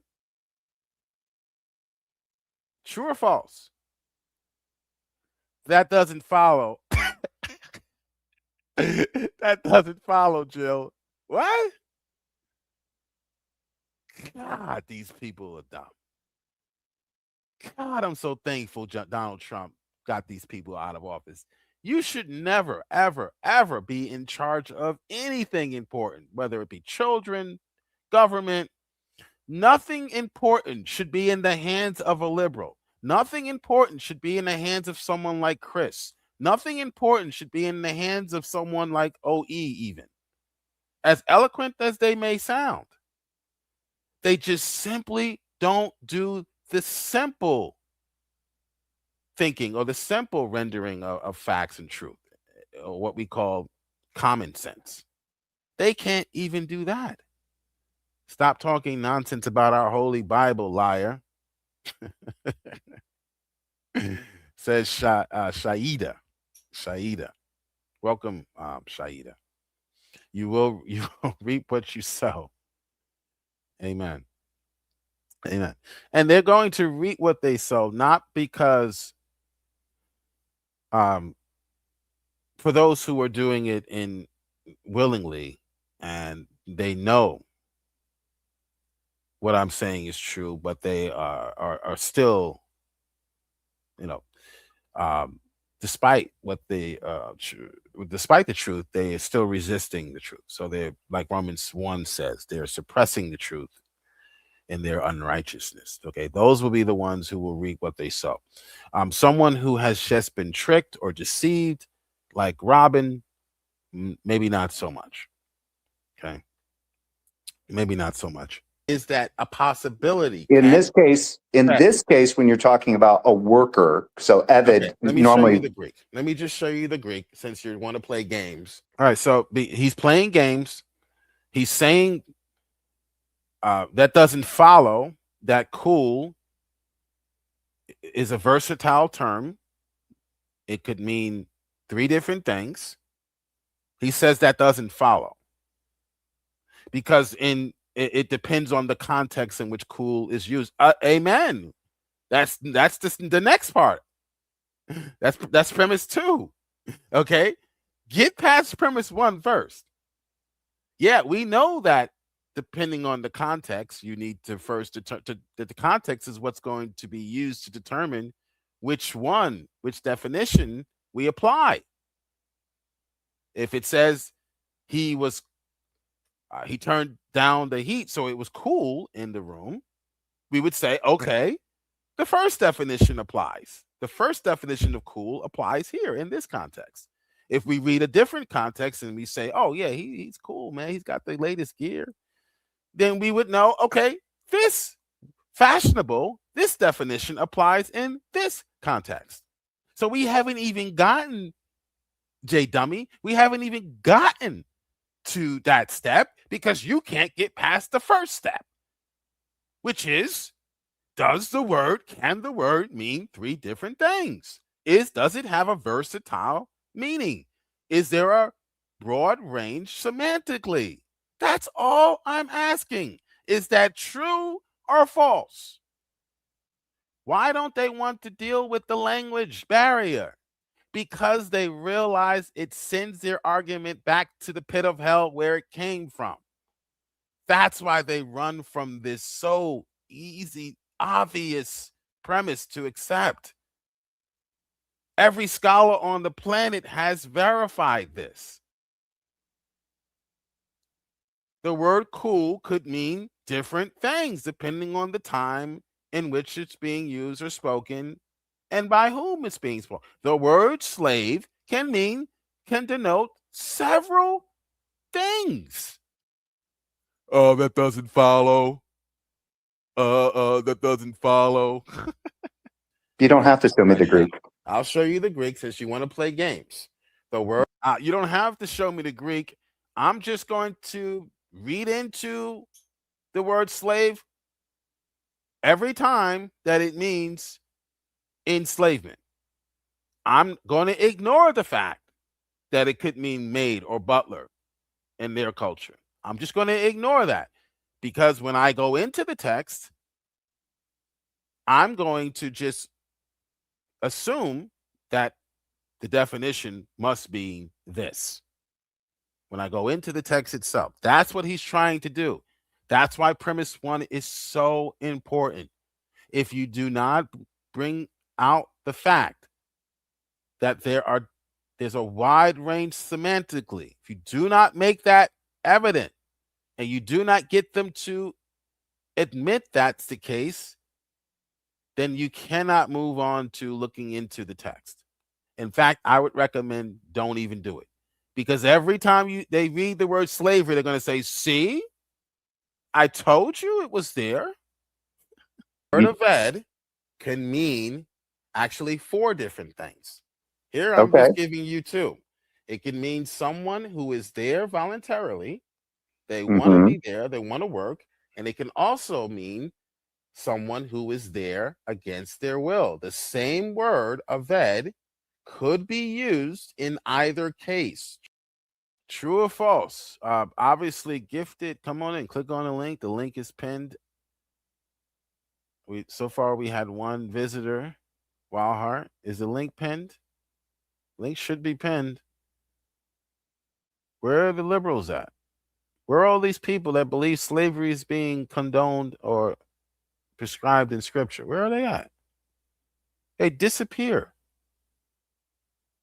Well, they'll entertain me in a room full of atheists where I can get 2 sentences in before I'm cut off by another one. One asks me a question, I go to answer, then the other one cuts me off and asks me a second question. And then they conclude that I didn't answer any question. All right, they'll conclude. There's a link. The link should be pinned. Okay, link is pinned in the chat. William Freeman believes the Bible is promoting slavery. He'll never debate me on that topic. Never. This stream was supposed to be for him. And then we had another skeptic who believes the same thing. He was supposed to debate me yesterday. He ran away. Objective Ethics now wants to debate me, but in May. But you're going to need time to prepare. And one atheist said, well, I'm going to need time to prepare for you, Joe. I said, okay, I'll take that as a compliment. I'll take that as a compliment. All right, we're supposed to be, OE and I are supposed to be on Robin's channel debating ethics, Christian ethics versus secular ethics. I did say that I would never allow a woman to moderate me. I did say that. But I'm making an exception for OE. I know he's going to run anyway. He ran all the way to the month of May. Okay, we were supposed to debate this weeks ago on anyone's channel. I don't care. I'll strike up a stream right now on my channel. You can strike up one. We'll even make it private. No, it has to be a debate on Robin's channel. All right, then you set it up. I'm not contacting Robin. I'm a married man. I'm not contacting Robin and emailing her back and forth. I have something we call integrity and boundaries. So you email her. You set up the debate with her. I'll give you my time and schedule. Then he gets on his channel and says, oh, Jill's avoiding debating me. Shut up, liberal. Shut up. I did say that. In fact, I even changed my navigator because I don't like women telling me what to do. I even changed my navigator's voice to a male voice. Okay. There you go. So that proves I'm a sexist. That proves it right there. True or false? But that's not the context in which Leviticus 25 is putting it. He goes back to Leviticus. That's not the context in which Leviticus 25 is putting it in. Again, we haven't gotten to Leviticus 25, genius, because you can't get past a dictionary. A question about a dictionary. I asked you, is there or are there different definitions or a range of usages when it comes to the word cool? The answer is yes. When it comes to the word slavery, the answer is yes. Premise 1 is true. So if you think premise 1 is not true, you don't answer by saying it doesn't follow, you drone. You answer by saying, no, premise 1 is false. Okay, then we get into that debate and we say, okay, you believe that it's not true, that they did not use this word to describe either or one of the two. Make an argument. Don't just say it doesn't follow when I'm not even making an argument or conclusion yet, dummy. Premise 1, true or false? Premise 2, true or false? Therefore, then you say it doesn't follow. That doesn't follow. Or premise 2, But premise one, your response should never be, it doesn't follow. And all I did was state a fact about the use of the word slave. That's all I did. Atheist questioning is like playing infinite whack-a-mole. The goal is to suppress the truth. Yeah. When if you go to Robin's channel, you'll see me answering contradictions. Now, I answered 3 contradictions, and they came with a 4th one. I had to stop and say, Judas's death was one contradiction, and I showed Chris how silly his interpretation was, because he said both are telling you the death of Judas. Both are supposedly, even though neither text explicitly says this is how Judas died, he concludes that both of them are in fact teaching the Judas of death. Well, I said in the second case in Acts, it says Judas fell. Is that how Judas died? Yeah, that's how Judas died. Do people just fall and die? Dum dum da dum. So when they actually sit down and think, okay, well, maybe this text is describing something other than his death, perhaps after he died. Because if he hangs himself in the first story, he's dead, right? So then he can't die a second time by falling, walking down the street, he just falls, right? And then he's walking down the street, he falls, his guts burst open. Oh yeah, this is telling a story about how Judas died.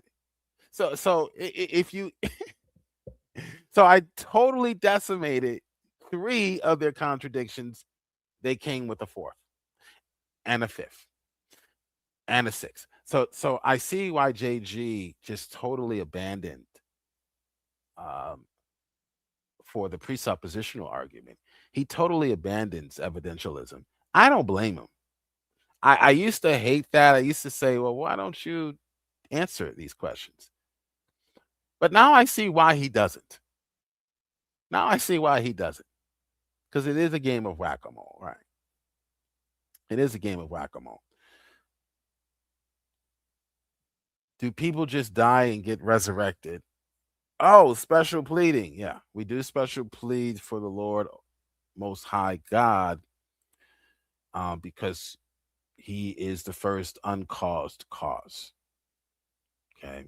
So if you want to prove slavery in the Bible, you can't go to Genesis 9 where God says, you are all my slaves, you minions. That doesn't work. Lennox, whatever your name is, the guy up in the top right-hand corner. We'll get back to that conversation. But I'm leaving at 11. So if you're not in here by 11, too bad. Click on the link if you want to join. The link is pinned. But let's get back to this. So we can't get J Passett can't get past premise 1. All premise 1 is suggesting or stating that it's a matter of fact that the word slave has a broad range semantically, basically. That doesn't follow. Fucking drone. We're not talking about Leviticus 25. Yes, we are, because those are specifically. Can the word be used in both instances? Would I be correct if I were to call both Aveds? If I were to say, "Hey, Aved, you're not going to escape and hey, Aved doing that over here," would that be correct? No. According to the text. What am I trying to escape, dummy? I'm trying to escape your red herring, your distraction, because you don't want to answer premise 1. So you bring up a context, the context. Well, that's not how it's used in Leviticus 20. I'm not talking about how it's used. I'm asking you, are there different usages? I'm not making a claim about how it's used in Leviticus. Do you see Leviticus anywhere in premise 1? Did I say in premise 1, Leviticus 25, the word slave means this? Dum-dum? Did I mention Leviticus 25? But in Leviticus 25, it means something else. I'm not asking you that. I'm asking you if the word itself could mean 3 different things: bondservant, enslavement, worker, voluntary servant. True or false? that doesn't follow. All right, let me By show you doing the that, actual Greek. Let's show you're the Greek. ignoring the context of Leviticus 25. Let's show the Greek. We're not talking about context, and I'm not Yes, talking but about that's Leviticus 25. I didn't say what passage. you could I use said, that word, can the word be Jill. used? I don't have a problem with the word just being used as You unpaid finished worker. already. I don't have a problem. Now he's conceding, but notice he's still being deceptive. I want you guys to pay close attention to what he just said. He realizes his error, so now I'm going to concede, but I'm only going to take one step forward towards conceding. I'm still going to keep one leg back because I don't want Jill to get a win. Watch this. Listen to this. Listen carefully to his concession. Listen. Pay attention, Christian. Pay attention. Word, And the word Jill, be used. I don't have a problem with the word just being used as unpaid worker. I don't have a problem with the word just being used as unpaid worker. So he doesn't have a problem with the word being used or defined as in or involuntary, unpaid worker. Unpaid worker, meaning an actual slave. They're not earning a salary. Perhaps they're forced to be there. Is that the premise? I will accept. I'll add that on. It could have meant unpaid worker. Great. Is that what my premise is? That you are agreeing with my premise that it could, but you're saying only. I'm not saying only. I'm saying it could have meant all of those things. You're just trying to deflect like you normally do. Yeah, sure. I'll admit it only meant unpaid worker. What? Let's hear that again. Let's hear that again. This is so evil, wicked. This is the son of the Nephilim. That's why. Jill, I don't have a problem with the word just being used as unpaid worker. I don't have a problem with the word just being used as unpaid worker. What? The word in the Hebrew culture can be used to denote unpaid worker, paid worker, voluntary, involuntary. You can add some more to that list. I'm sure Dr. Josh can tell you. There's more to add to that list. True or false, Jay Pasick? True or false? All of those designations could have possibly been an aved, or that would have been translated into the word slave. True or false? He can't do it. He can't. He can't even agree to what the Greek says. So let me show you what the Greek says. I just said I don't even have a problem with the word just being used as unpaid worker. I don't have a problem with the word just being used as unpaid worker. That's not premise one.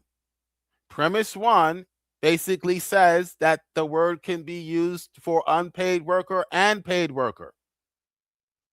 Lying scallywag. Deal with premise one. You're not talking to the Christian version of Wildheart here. Jay Passing. Where's my Greek? Did you not hear me? So you agree with premise one. Premise one is true.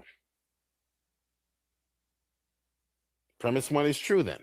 No, because the term. Okay, well then I have to show you the Greek then.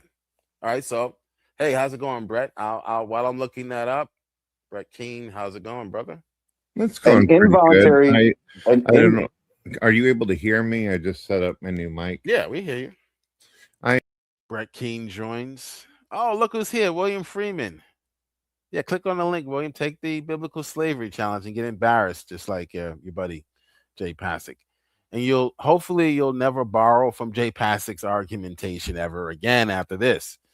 How's it going, Bluebird? Slavery is real in the Bible. Women and children are property too. Ooh, come on in, Bluebird. Come on in. Look at that. He believes there's no such thing as orange apples, right? Gotcha. Gotcha, bitch. Wildheart came in and he didn't even realize it. That's how, and not that Wildheart is dumb, but Wildheart can be used of God because he is going to answer honestly. He's not going to try to be deceptive when he knows that, because he's so drunk, he just doesn't realize it. But someone like Jay Pasick knows when his argument is finished and defeated, so he's going to start obfuscating, right? Like he's doing now. He knows premise one defeats his argument, destroys it, so he's going to obfuscate. Wildheart doesn't do that. Wildheart says, yeah, there are only, if I told you an orange was red, Joe, what would you say? I would say, well, what did orange mean to someone in the 1800s? Uh-oh. There's no such thing as a red apple or orange apple in the night. Yes, there were. Oh. So my definition of orange, of an apple, is not the same as someone living in the 1840s. Oh, is that right? So I can't take my definition of apple and force it onto them and say they were wrong, because there's no such thing as an orange apple, right? Same thing here. This is what you must do. And you will never lose a debate on slavery. They'll be afraid of you. They will literally be afraid of you. Literally, they will be afraid to debate you on this topic if you take this approach. Deal with the language first. Deal with their presuppositions first regarding the language and the use of these terms like slave, buying, purchasing. Show them they're committing the presentism fallacy, and they will stop their pursuit. All of a sudden, they will talk about warfare in the Bible. But what about genocide? Yeah, if you don't mind, I looked in Leviticus and it clearly talks about indentured servitude and people selling themselves in order to pay out their debts. Right. What exactly part of Leviticus are you reading, sir? Red King, the legend. Well, that's what I was trying to explain at the word of ved. So let me show him. All right, since he wants to deny premise one and play games. Okay, so let me show him. Because it's kind of an equivocation, because I don't have a problem with the term of ed being used as an unpaid worker. The thing is, there he goes again, obfuscating. I don't have a problem with it being used as an unpaid worker. Okay. It could also mean an unpaid worker. It can also mean someone who's there against their will. It could also mean someone who's paid and they're there because they want to be there. So this again is another tactic to try to deflect and obfuscate, confuse the situation. My premise one is really simple. I can't make it any simpler. I asked ChatGPT to even make the argument even more simpler than it is, and that's what they came up with. There's right at this point, you're just showing your ass and showing that you really can't engage in meaningful conversations on this topic. And you cannot put away your bias and your presuppositions. You cannot do it. You're going to go into the text assuming, presupposing that, requiring even that what an apple means to you today is what an apple should mean in a 1600 translation of that word, that same word, then to them. That's what your assumption is going into the text. That's why you fail every time you challenge me to a discussion on this topic. You will fail in the future every time. Yes, Lewis. Where is this where all the top tier athletes are hanging out? Yeah. Jill needs a hug. He got one from his wife this morning. And I'm off today. So maybe we'll do something. She doesn't work, but she went out So maybe we'll do something later. That's why I'm only giving you until 11. And then I'm going to call it a day. Atheists need a hug. They need someone to help them learn how to read. Jay Passett cannot read, right? It's either he can't read or he's being deceptive. Is that in Leviticus 25, it refers to certain So I'm just going to pull up the lexicon and show him. Now, watch this. He denied premise 1. He said it doesn't follow, which is the dumbest response to a premise I've ever heard. There are different definitions of the word cool in the dictionary. True or false? That doesn't follow. That doesn't follow.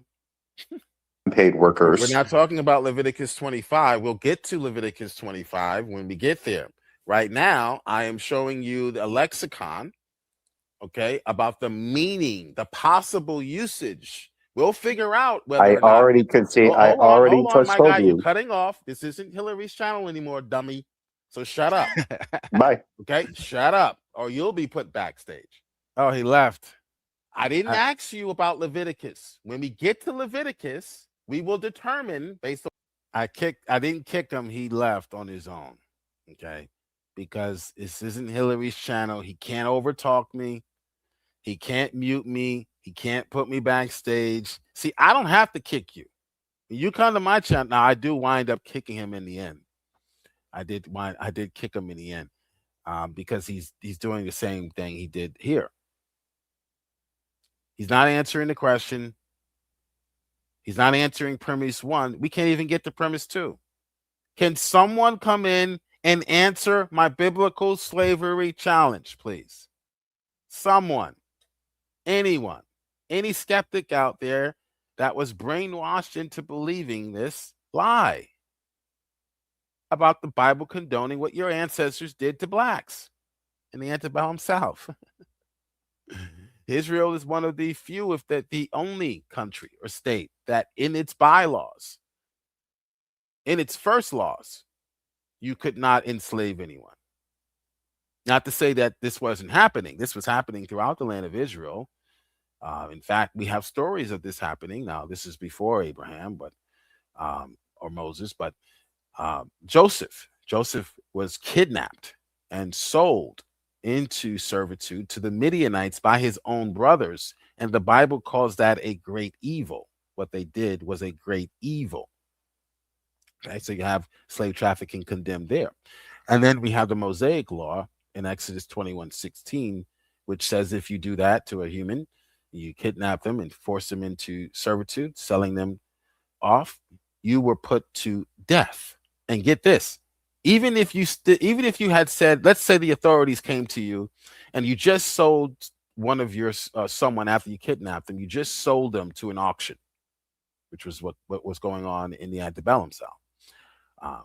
The whites were paying, the Europeans were paying African tribes to go inland, kidnap people, and then bring them out to be auctioned, to be sold.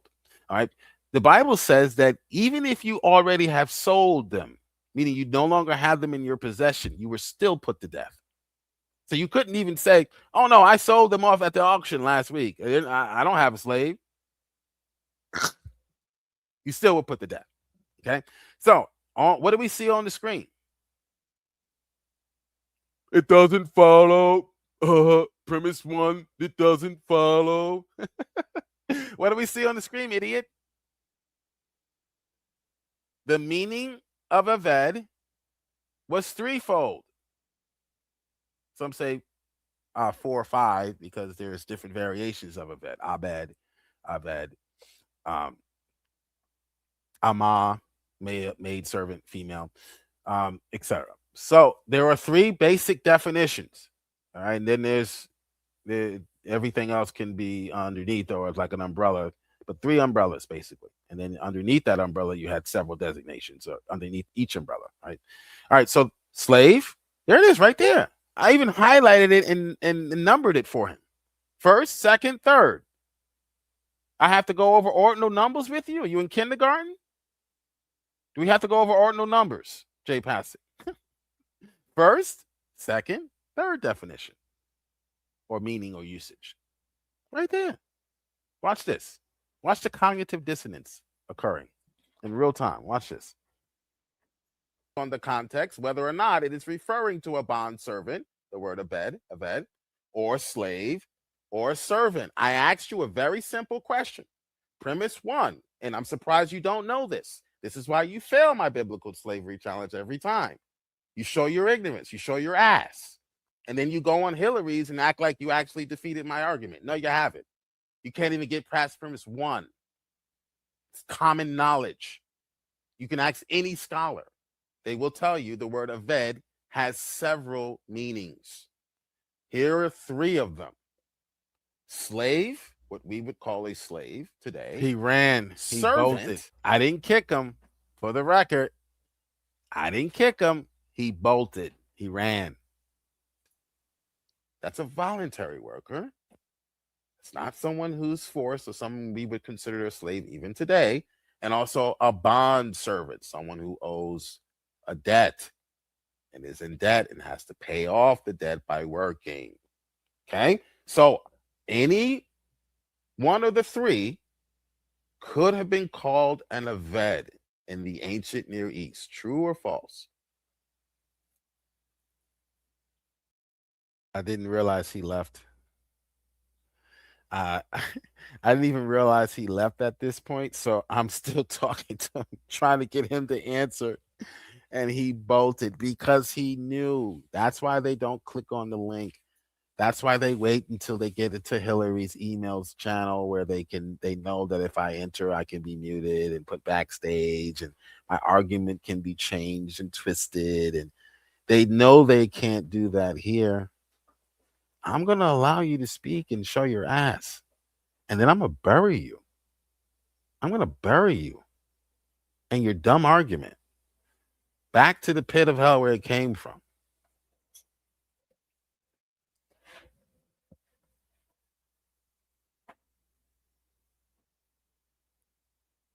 The word apple mean to these people who wrote it in their time? And of course, I would have to seek. We're back to the apple. Now, I want to replay this because this is key. This is key to my argument. Okay, we're back to the word apple. Now, the atheist thought he was doing something. He thought he was getting somewhere with me when he was asking me about my biases or my presuppositions. Yeah, we do have presuppositions, but the only one you should have going into the text is, hey, the way I understand the word apple is not going to be the same as how they will understand the word apple. That's the only presupposition you should have when you read the Bible. In fact, that's primary. That's not a bad presupposition. That's a good one. My words that I use today, my words that I read in my books today are not equivalent in many cases to the words and how they use the same word in the ancient times. Okay. I want to rewind this so you understand what's going on here. We were listening to this earlier, me and Walhart. And this guy, Chris here, thought he was brilliant, and he thought he was going to bring up, he's trying to prove that I presupposed, things like God existed before I read the Bible. Therefore, that's why I believe the Bible. No, genius. That's not a presupposition that causes any corruption of the text. It is your presupposition that causes corruption. Whether you're an atheist or a Christian, whether you presuppose God exists or not, does not do damage, inherently does not do damage to the text. But when you presuppose that the word slave means what it only means to you today, or the word or orange or apple is only what it means and looks like to you today, that's when you do damage to a text that's written in the 1800s. That's when you say, oh, they were wrong about apples. Science says apples are this color. You heard Wildheart. No, genius. That's what science says now about the apples we have now in our country. The shiny red apples, genius. It sounds like you want to live by. I got the video evidence to prove it. You want to live by Leviticus 25 standards. You go right ahead. We still do today. And So Exodus 21 standards. You go right ahead. We still do today. But Joe, I still want you to help me understand your cognitive process. This is Chris. He wants me to help him understand my cognitive processes. Okay, sure. When reading the Bible, first thing you do is you presuppose that the words they are using, purchasing, buying, selling, ownership, slave, I presuppose the words they use, even though they look like the words I'm using today, in many cases they are the same word, they're not going to have the same exact meaning.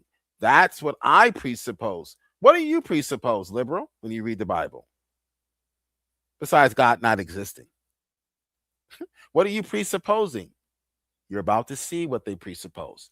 And they do it subconsciously. They don't even realize it. That's why I'm not so harsh when the conversations like this. And even you saw that with Wildheart. They don't even realize they're doing it. It is natural.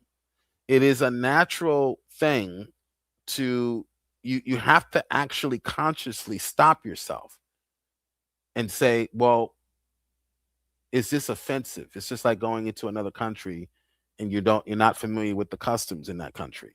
You have to stop and think to yourself and say, you may even have to look it up. Is what I'm doing appropriate for this culture? I know it is from the culture I came from, but I'm in a different culture now. So should I be bowing? Should I be touching, shaking a woman's hand if I'm in a Muslim country? No. You must do that when you're reading the Bible. Otherwise, you're not reading the Bible. You're reading into the Bible what you want the Bible to say, what you believe the Bible is saying. You never shake a Muslim woman's hand. Okay? Because they have a law regarding touching. You're not allowed to touch their wives. Period. Okay. I made that mistake during a parent-teacher conference, and not that guy. His hands are pretty big. That Muslim guy hit the husband, and I just saw a vein popping in his neck. I was like, oh no, I'm sorry. I didn't realize it, and I looked it up. I was like, oh my goodness, I almost got beheaded. If I were in Afghanistan, I'd be in trouble. All right. Pay attention to Chris here, because what he said is basically my entire argument in a nutshell, and vindicating my argument as valid. It doesn't follow. And Jay Pasick is just showing his ignorance when he says, he responds to premise one by saying, it doesn't follow. Oh, Jay Pasick is going to come back, by the way. Yeah, he's going to come back. He's going to come back, and I'm going to show you what he says when he comes back a second time. I shouldn't have let him back in the first place after he rage quit. I shouldn't have let his butt back in, but I did. It sounds like you want to live by. I got the video evidence to prove it. You want to live by Leviticus 25 standards. You go right ahead. We still do today. And so Exodus 21 standards. You go right ahead. We still do today. But Joe, I still want you to help me understand your cognitive process, because I'm going to use the example again. If I said to you, the apple is orange, right? The way you read that is you look. I wanted to see. I'm. That is being described. That's not what I would do first. Can I give you the process again? Let me rewind that. Let me rewind that. That sort of got a little choppy. Let me rewind that. But this is key, guys. This is key. I'm trying to get into your cognitive thinking process, Chris, with premise one. What are you thinking about when you see or when you read the word slave? What are you thinking about? How are you What images are populating in your brain? That's important. You presuppose your definition is the definition being used here, or the usage. If I'm going to use the example again. If I said to you, the apple is orange, right? The way you read that is you look at the sentence, you look at the statement that's making a truth claim. You're then going to look at the apple that is being described. What I would do first. No, buddy. No, you just expose yourself. He thinks he's smart. He thinks what he's saying is legitimate. Look at him. Typical liberal. Look at him. I'm right. I know what I'm saying. I'm smart. No. That's not the first step. Figure out whether this is true or no. The first step is to figure out what those words mean to you. Are the receptor language. What did those words mean to the language that it came from? What did it mean to the culture it came from? You are receiving this information from a different culture. You might as well consider them to be aliens from a different planet. That's how far removed you are as far as the language is concerned. Certainly as far as the culture is concerned. So when we're talking about language, we have to deal with that underlying presupposition. Okay, so the receptor language, or receptive language rather, or what's called the receptor, the language is just the ability to understand the process of how words were being expressed, how they were used. This is important as far as communication is concerned. That's why they argue, and there's somewhat truth to this, that African Americans are probably the best to teach African Americans. It's not racism. It's because we're able to deal with the language barrier that someone from the suburbs might have to deal with. And there can be miscommunications. You can think that he's threatening you when he's not. You can think the Bible is talking about enslaving someone and it's not. That can happen when you don't do that legwork. When you don't do that homework, when you don't try to figure out, like Wildheart found out, what orange meant to someone 100 years ago and what color the oranges were 100 years ago. They were red. Or apples were orange, or apples were red, or I can remember but oranges or apples are not the same today. So the first step is not to jump to whether or not it's true. The first step is to jump to whether or not the language that's being employed or used matches my language and my definitions today. Then I try to figure out whether or not it's true. Are we following? I hope. This is instructive, guys. This is instructive. Can I give you the process again? Go ahead. Give me the process then. Okay. The first thing I would do is I would figure out what apple means to you. Are you from the hood? Are you from the suburbs? Are you from 1950? Are you from 2026? Okay. That's the first step. Atheists fail. And tell me what you do. No, I'm going to tell you what you do every single time you do it. And I'm going to lump you in because you did the same thing with your analogy. You didn't even realize it. That's how subtle this mistake can be. You don't even realize you're doing it. It is on a psychological level. It is just natural. We naturally do that. When people speak to us, we associate their words, their mannerisms. We associate those things with what we are familiar with. So I'm not beating up the atheists. They're not stupid in that sense. They're stupid in other ways, but in that sense, that's natural. Okay. And if you're not trained on how not to do that, that's part of hermeneutics. I had a a wonderful teacher for my hermeneutics course.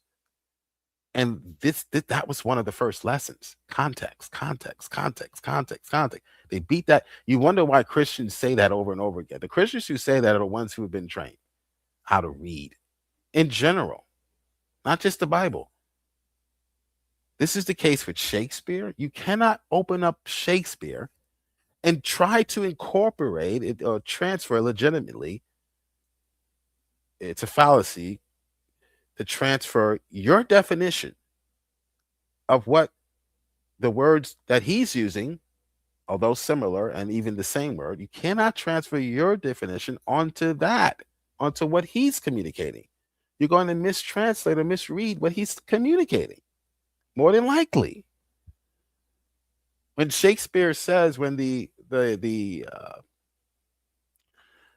Iago, who's the antagonist in the film, he can't stand Othello because he's black. When Iago says to the king that Desdemona, the king's daughter, and the black guy, Othello, are the beast of two backs, we do damage to the text, for one, to render a wooden literal translation, and two, we do damage to the text to try to interpret beast and back on how we would interpret it today. Well, it must mean that he was they were actually became a beast and they actually had two backs, right? No, genius, that's an idiom that just simply meant they had sex. Okay? So the first step is not, well, what is this true? It's not the first step when you're reading an ancient text. The first step is, what did this mean to them? Okay? What did this mean to them? Not what does this mean to me today? My opinion, the majority fail in making that first step. And even in your example, you failed that first step. You didn't even think about that first step. Okay? But that should be the first step. What did the word apple mean to these people who He's done. You start seeing him rubbing on his beard and the nervous laughter. He knows he's finished. He knows he's finished. He's gonna quit too. He's gonna rage quit too. Wrote it in their time. And of course, I would have to seek some sort of expert opinion on that because I wasn't there to experience or to hear the language and to know what that would have meant to them. And then I would go about the truth claim, the second part of my okay. So that's rational. If you don't think so, well, you're just an irrational person. The first step is to figure out what this language, what these terms meant to them. Then once I figure that out, then I'm going to judge it. Then I'm going to make judgments. Then I'm going to determine whether or not it's true. I can't determine whether or not Genesis is true if I don't first determine what Moses was intending to communicate. If he never intended to communicate that the earth was 6,000 years old, and I read that into the text, then of course I'm going to say it contradicts science. Of course. Exegesis, if you will. Okay, is this true? That's not even exegesis at that point. That's just rendering the text, or as far as its historicity is concerned, and comparing it to other historical claims. And, does it line up with archaeology? We can't even get to that step. We can't even get to those inquiries. We can't even get to those verifications because they haven't even gotten past the language barrier. They want to hold on to the language because they realize that once we get into the text, that's the battle axe they're going to use. Look, it says slave. Look, it says owned. Look, it says purchased. That's why Jay Passik's argument fell apart. That's why his argument fell apart, and he's no longer even able to admit premise one is true. He reverted back now because I destroyed the argument. We got past premise one in the past. We got past premise one. And then he realized, hey, okay. Then I was able to go into the text and show him what purchasing actually means. Actually meant an opportunity. My example again, if I were to if my son were to come home or my daughter were to come home and they were to say, "I was purchased today," I would be like, whoa, wait, what are you talking about? But in the ancient Near East, if a son or a daughter, if I had a son or a daughter and I was in the ancient Near East and they say it, they came home and said, Dad, I was purchased. I would say, congratulations. Who is it? Who is it? I would be hoping it was Bill Gates, because if it's Bill Gates, we're all rich. We're all moving there. We're all moving onto his land. Okay. So you have to deal with that. You can't just assume that you're seeing people being bought and sold in the Bible, that means something nefarious, because that's what you would assume today if you were to hear that. Okay. So that's why dealing with the language is so important. If you don't deal with the language that's being used in the scriptures, then you're not actually reading the Bible, at least to understand it. You're not reading to understand, you're reading to critique, to be critical. And ultimately, when you read the Bible that way, you're not being critical of what the Bible actually says. So we can still be Christians, okay? Et cetera, et cetera. So those are two different, edges of the sword, although the same sword. Mhm. You need both. I would say you have to do both. And in many cases, only the text is rendering is what you will have, because we just haven't dug up everything in the ground. There's not much excavation going on. I don't know where you're getting some sort of. Now you're throwing a different event into it, the Passover meal. All right, so then we actually got into the Passover and that. But I want to go back to this guy was supposed to debate me. This guy here, Dark Light Delirium, who believes he's God. The guy in the he literally believes that he is God. I'm not joking. He believes that he is actually God. Okay. Peter W. says maybe we should ask Ace Theo, the reader, the most self-righteous man on YouTube. Yeah, Ace Theo. I was joking with Ace Theo the other day, and I said, Ace, in the side chat, I said, you can't do Judas Week this week. I think God had it that you would not be able to do Judas Week on during the Easter holiday. He got so upset. He stops mocking me. Jules says that I can't do Easter, son. I can't do Easter. I can't do Judas Week. Yeah, God shut that down. He said enough of this Judas Week stuff. Not during the celebration of my son, and my only begotten son in his death and subsequent resurrection. No, you ain't doing that. Not doing no Judas Week this week. Maybe next year, Ace. Maybe next year you can do the Judas Week. All right.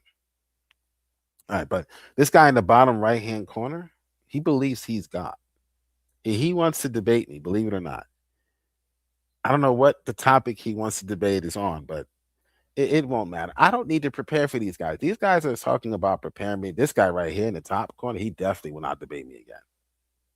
After that first encounter, he rage quit. And then went on a rant for like 30 minutes.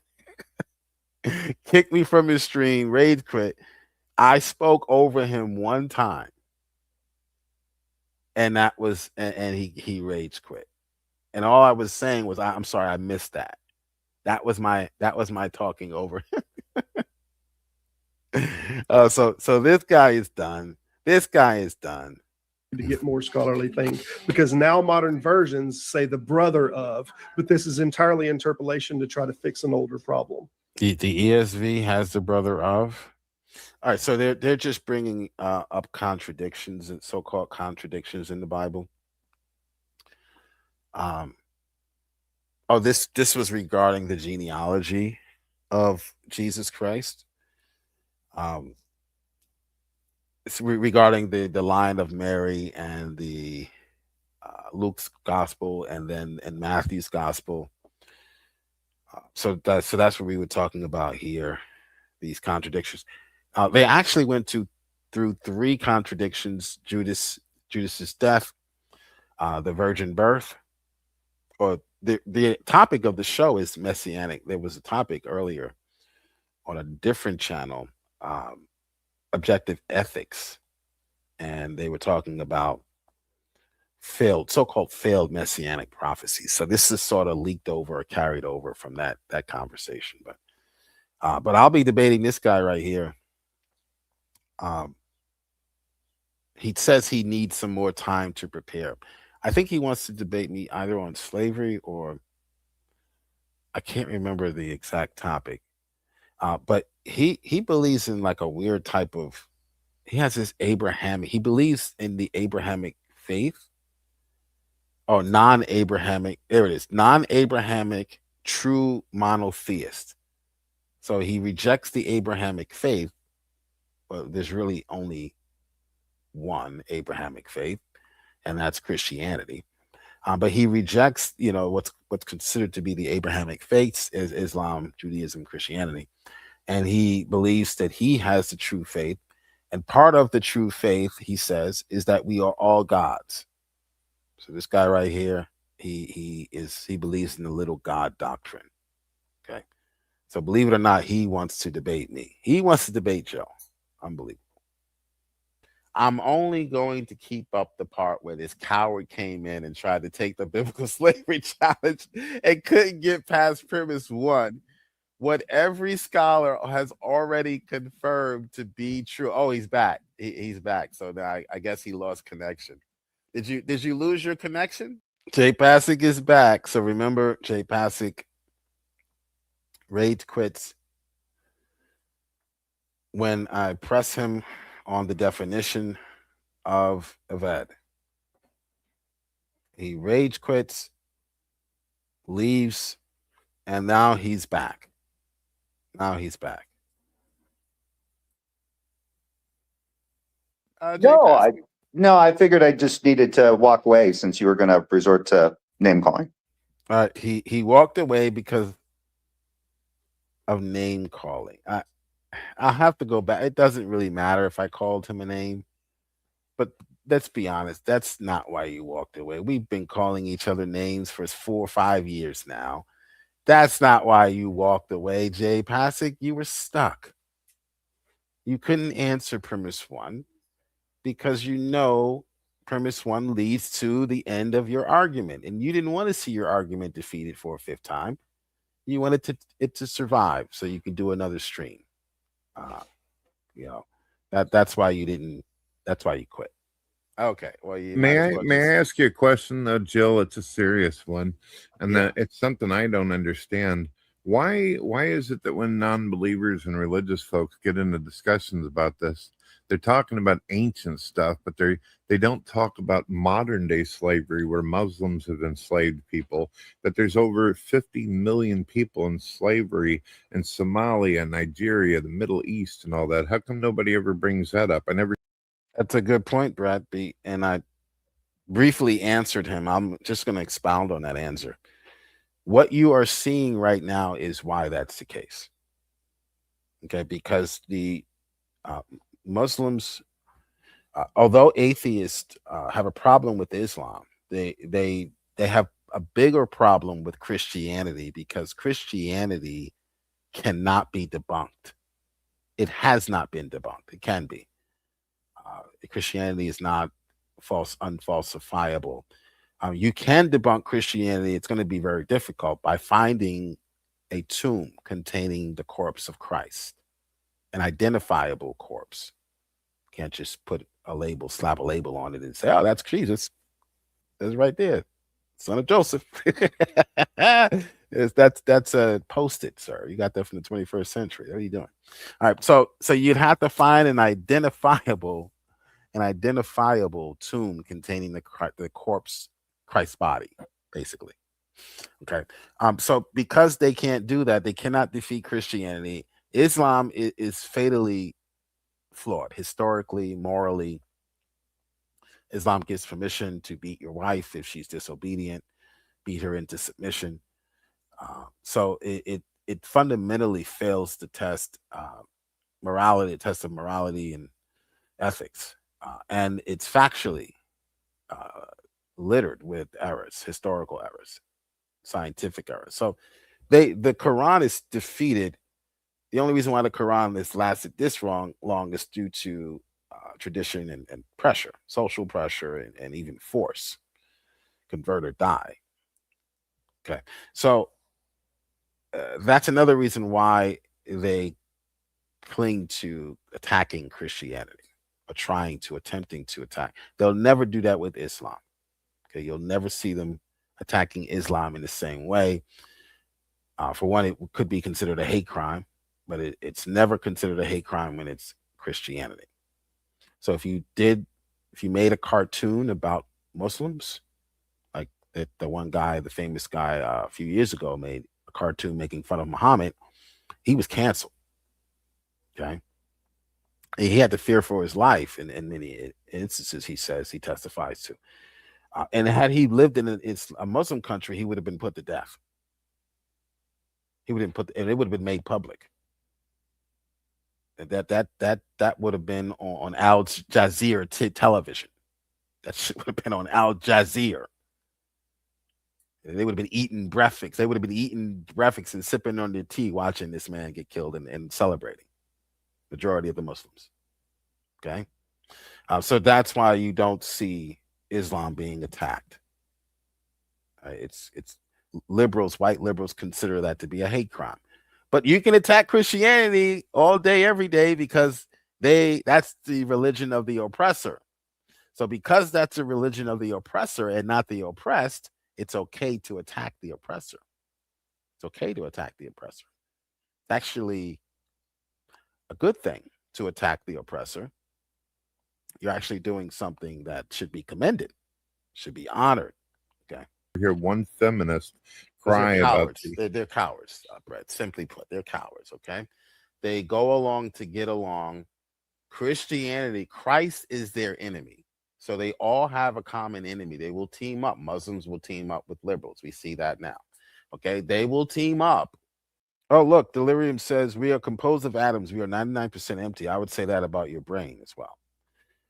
One guy, I don't need to align with your definition of God. Remember, he is God. Dark Light Delirium believes that he himself is God in the flesh. All right, nothing potential. So I guess, Todd, you're going to try to convince this guy. It's hard to convince. It's even harder to convince an atheist that thinks he's God than it is that he isn't, than it is to convince an atheist God exists. So good luck with that, in my opinion. If he believes he's God, there's something else going on. Okay, there's something else on let me move forward. When they are going against Christ or who they think is Christ's representatives, in this case, the Jewish people. All right. So do you see what's on the screen, William Freeman? I'm calling him William Freeman. William Freeman has adopted his dumb argument that he fails every single time he comes on this channel. He fails to demonstrate his argument, and he's doing it once again. Jay Pasick, do you see what's on the screen? Yeah. Okay. How many different meanings or usages can there be for the word Aved? Can you count? Well, it looks like you can have slave, servant, and bondservant. So what do those three mean? What do those three mean? Great. We'll get to the context of each verse to figure out what they mean in context. All right. So now he's conceded. Finally, it took 2 hours. It took him leaving the stream because I called him a name. It took him leaving the stream, coming back to now finally conceding or agreeing to. It's not really a concession. It's premise one. It's either true or false. Either you could prove it false or you can't, or you just say yes. Premise one is true. What was so hard about that? Cognitive dissonance. Great. So premise one, once again. All right, so now I'm going to attempt. Now that he's admitted, this is why he was kicked. He admitted there are 3 definitions, possible meanings for aved.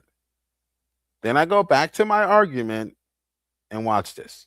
Let me put up the biblical slavery challenge once again. The Hebrews, the word slavery could denote in the Hebrew culture both a servant and a slave, what we would call a slave, someone who is working against their will. True or false? I don't agree with the wording of that because it sounds like what you're doing here. All right, Brett Keane, thanks for joining me. So then comes the kick. Listen to that again. You see how long that pause was? It's like he just doesn't want to admit that premise one is true. Why? Because he's heard this argument before. I've walked him through this argument a few years ago. He failed then. He knows once you get past premise one and you admit there's a language barrier that you have to deal with first, now every time we go into the text, you're going to have to ask yourself, is this talking about a slave? Is this talking about a voluntary worker? A bondservant? You must ask yourself that question. You can't just know. You can no longer just haphazardly read the text. And then how do we determine which is which based on the context? If it says subject A was kidnapped, forced into servitude, then we would say, okay, aved here means what we mean when we say slave. If it says the person came from another nation, was bought and sold to a family and is living with that family, then we can't conclude this person was enslaved because the context doesn't demand that we do that. You see why they refuse to engage in this detail? You see why they refuse to deal with this detail? You see why every time we debate, Praise and I debate Dr. Josh, he just refuses to deal with the voluntary versus involuntary, or whether or not the aved was there against his will or not. The volition, they ignore it. The reason why they ignore volition, it's not important. You'll even hear some of them say, oh, that's not important. Is because later when we go into the text, they want to assume volition has been violated.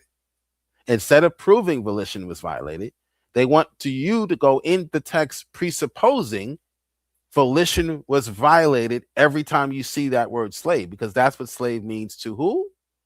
To me today. I hope we're learning. Christians, I hope we're paying attention on how to defeat this argument. I'm not the first one to come up. I got this from someone from 1980, by the way. This is the argument from 1980. But the problem is that these kids are just turning 30. So many of them are not aware of the fact that these arguments have all been presented and debunked thoroughly through scholarship, through exegesis, through history itself. Debunked ad nauseum. Ad infinitum. But Dr. Doth said, but Dr. Doth said, Dr. Doth has said, what you mean? Dr. Doth has said. All right, Brett Keane, thanks for joining me. Thanks for joining me. What we would call a slave, someone who is working against their will. True or false? I don't agree with the wording of that because it sounds like what you're doing here. All right, Brett Keane. I don't agree with the wording. Working against their could denote in the Hebrew culture both a servant and a slave, what we would call. Listen to this Middle transition. East and all that. How come? He admits in one breath, this is why you should never trust a liberal, okay, on any level. He admits in one breath that the word could mean three different things. Then when I come back to my argument, which says the word could mean two different things, where there's three meanings, there's always two, and I just left out bondservant, and I said the word can mean two different things. After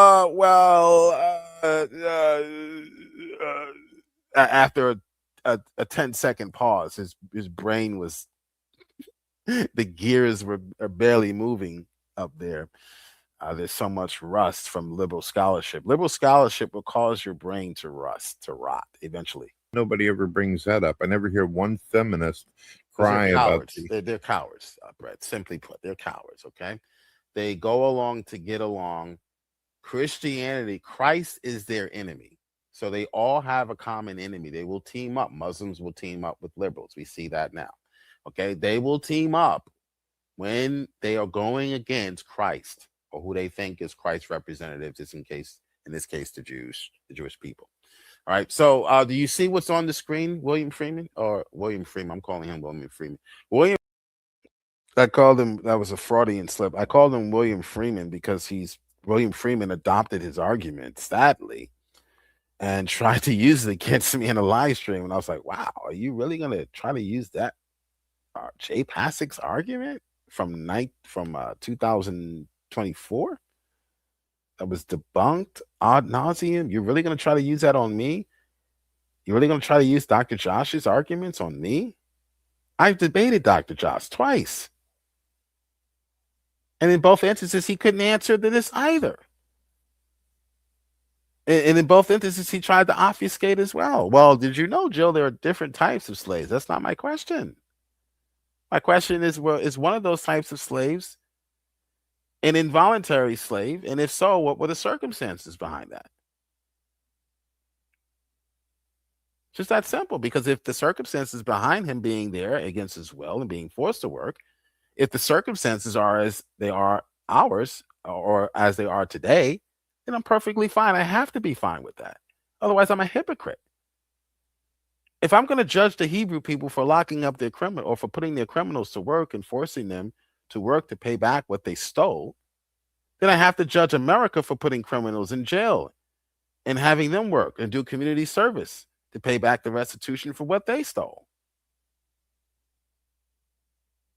I can't have my culture doing exactly what the Hebrew culture was doing it and me calling them slave masters and calling myself a citizen that just pays taxes.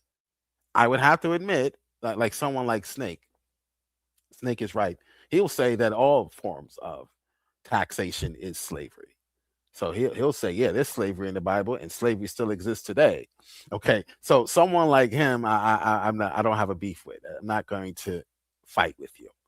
But who I do have a problem with is those who come to the text with their own presuppositions about what these words mean, first and foremost, and then they conclude that, well, our culture is better because we put our prisoners in prison and we don't make them work anymore, which is actually not true. I did an entire stream, a 4-hour stream, showing you it's a fact that prisoners still work to this day.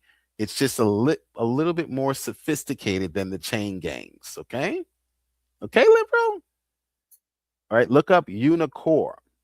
Unicor is a corporation, and they partner with prisons to hire cheap labor. Now, are they working by force? Well, they're forced to be there. Okay. But I don't believe that they are being forced to actually work, but they are in prison and they're being forced to be there, and you can work. And if you want basic necessities like toiletries and things, you better work. Otherwise, you don't get those toiletries. So there is compulsion there, but they still work in prison. I proved it. I showed you the website. Unicore.com. It's a government entity, agency, a government agency. The government has partnered with usually private prisons, privately owned prisons, to hire workers. Those signs you see in Washington, D.C., those signs with the big eagle and the big fancy signs, patriotism in America, and the Captain America symbols and the star, those were made by prisoners. Did you know that? Did you know that? So the government contracts with prisons for cheaper labor. They don't pay $25 an hour to make those things. They don't pay. They pay cents. They pay pennies on a dollar to make those things you see, the statues you see, all those things in the White House and the monuments. People actually make those things in prison. Okay, so work in prison is still a thing. So I would be a hypocrite if I were to accuse the Hebrews of slavery, and we don't call it slavery, by the way, even though the Constitution does. The Constitution still uses the word slavery, but we don't call it slavery. It says that you can't be a slave, you can't be made a slave unless you are found guilty of a crime. Then you can be made a slave. Now, that word slave is taboo.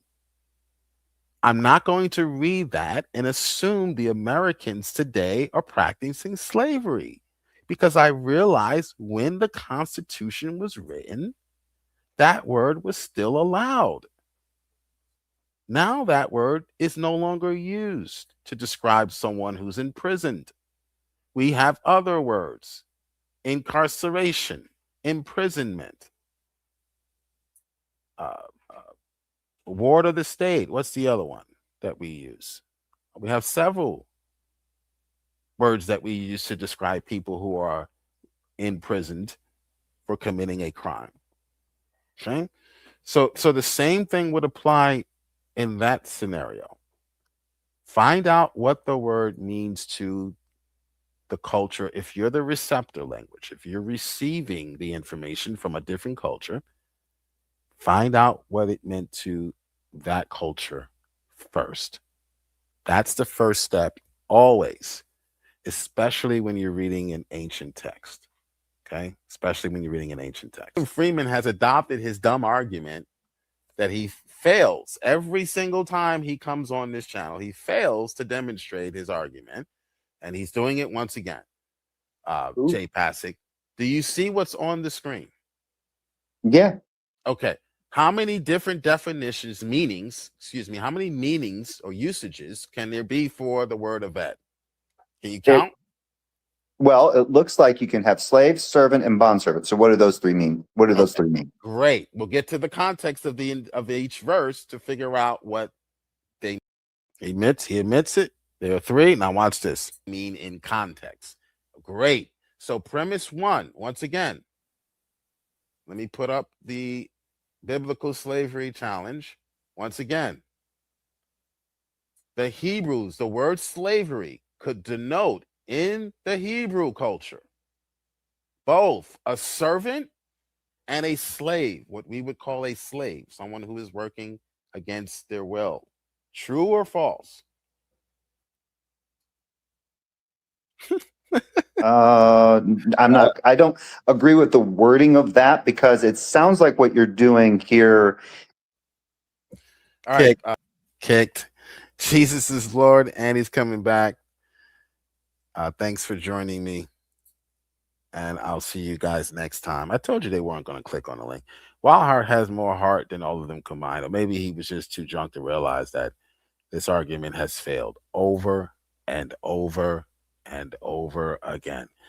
They will have no response to this. They won't have, when they do respond, they won't be responding to my argument. My argument is on the screen for everyone to see. Respond to it, please. I'd appreciate it. See you next time.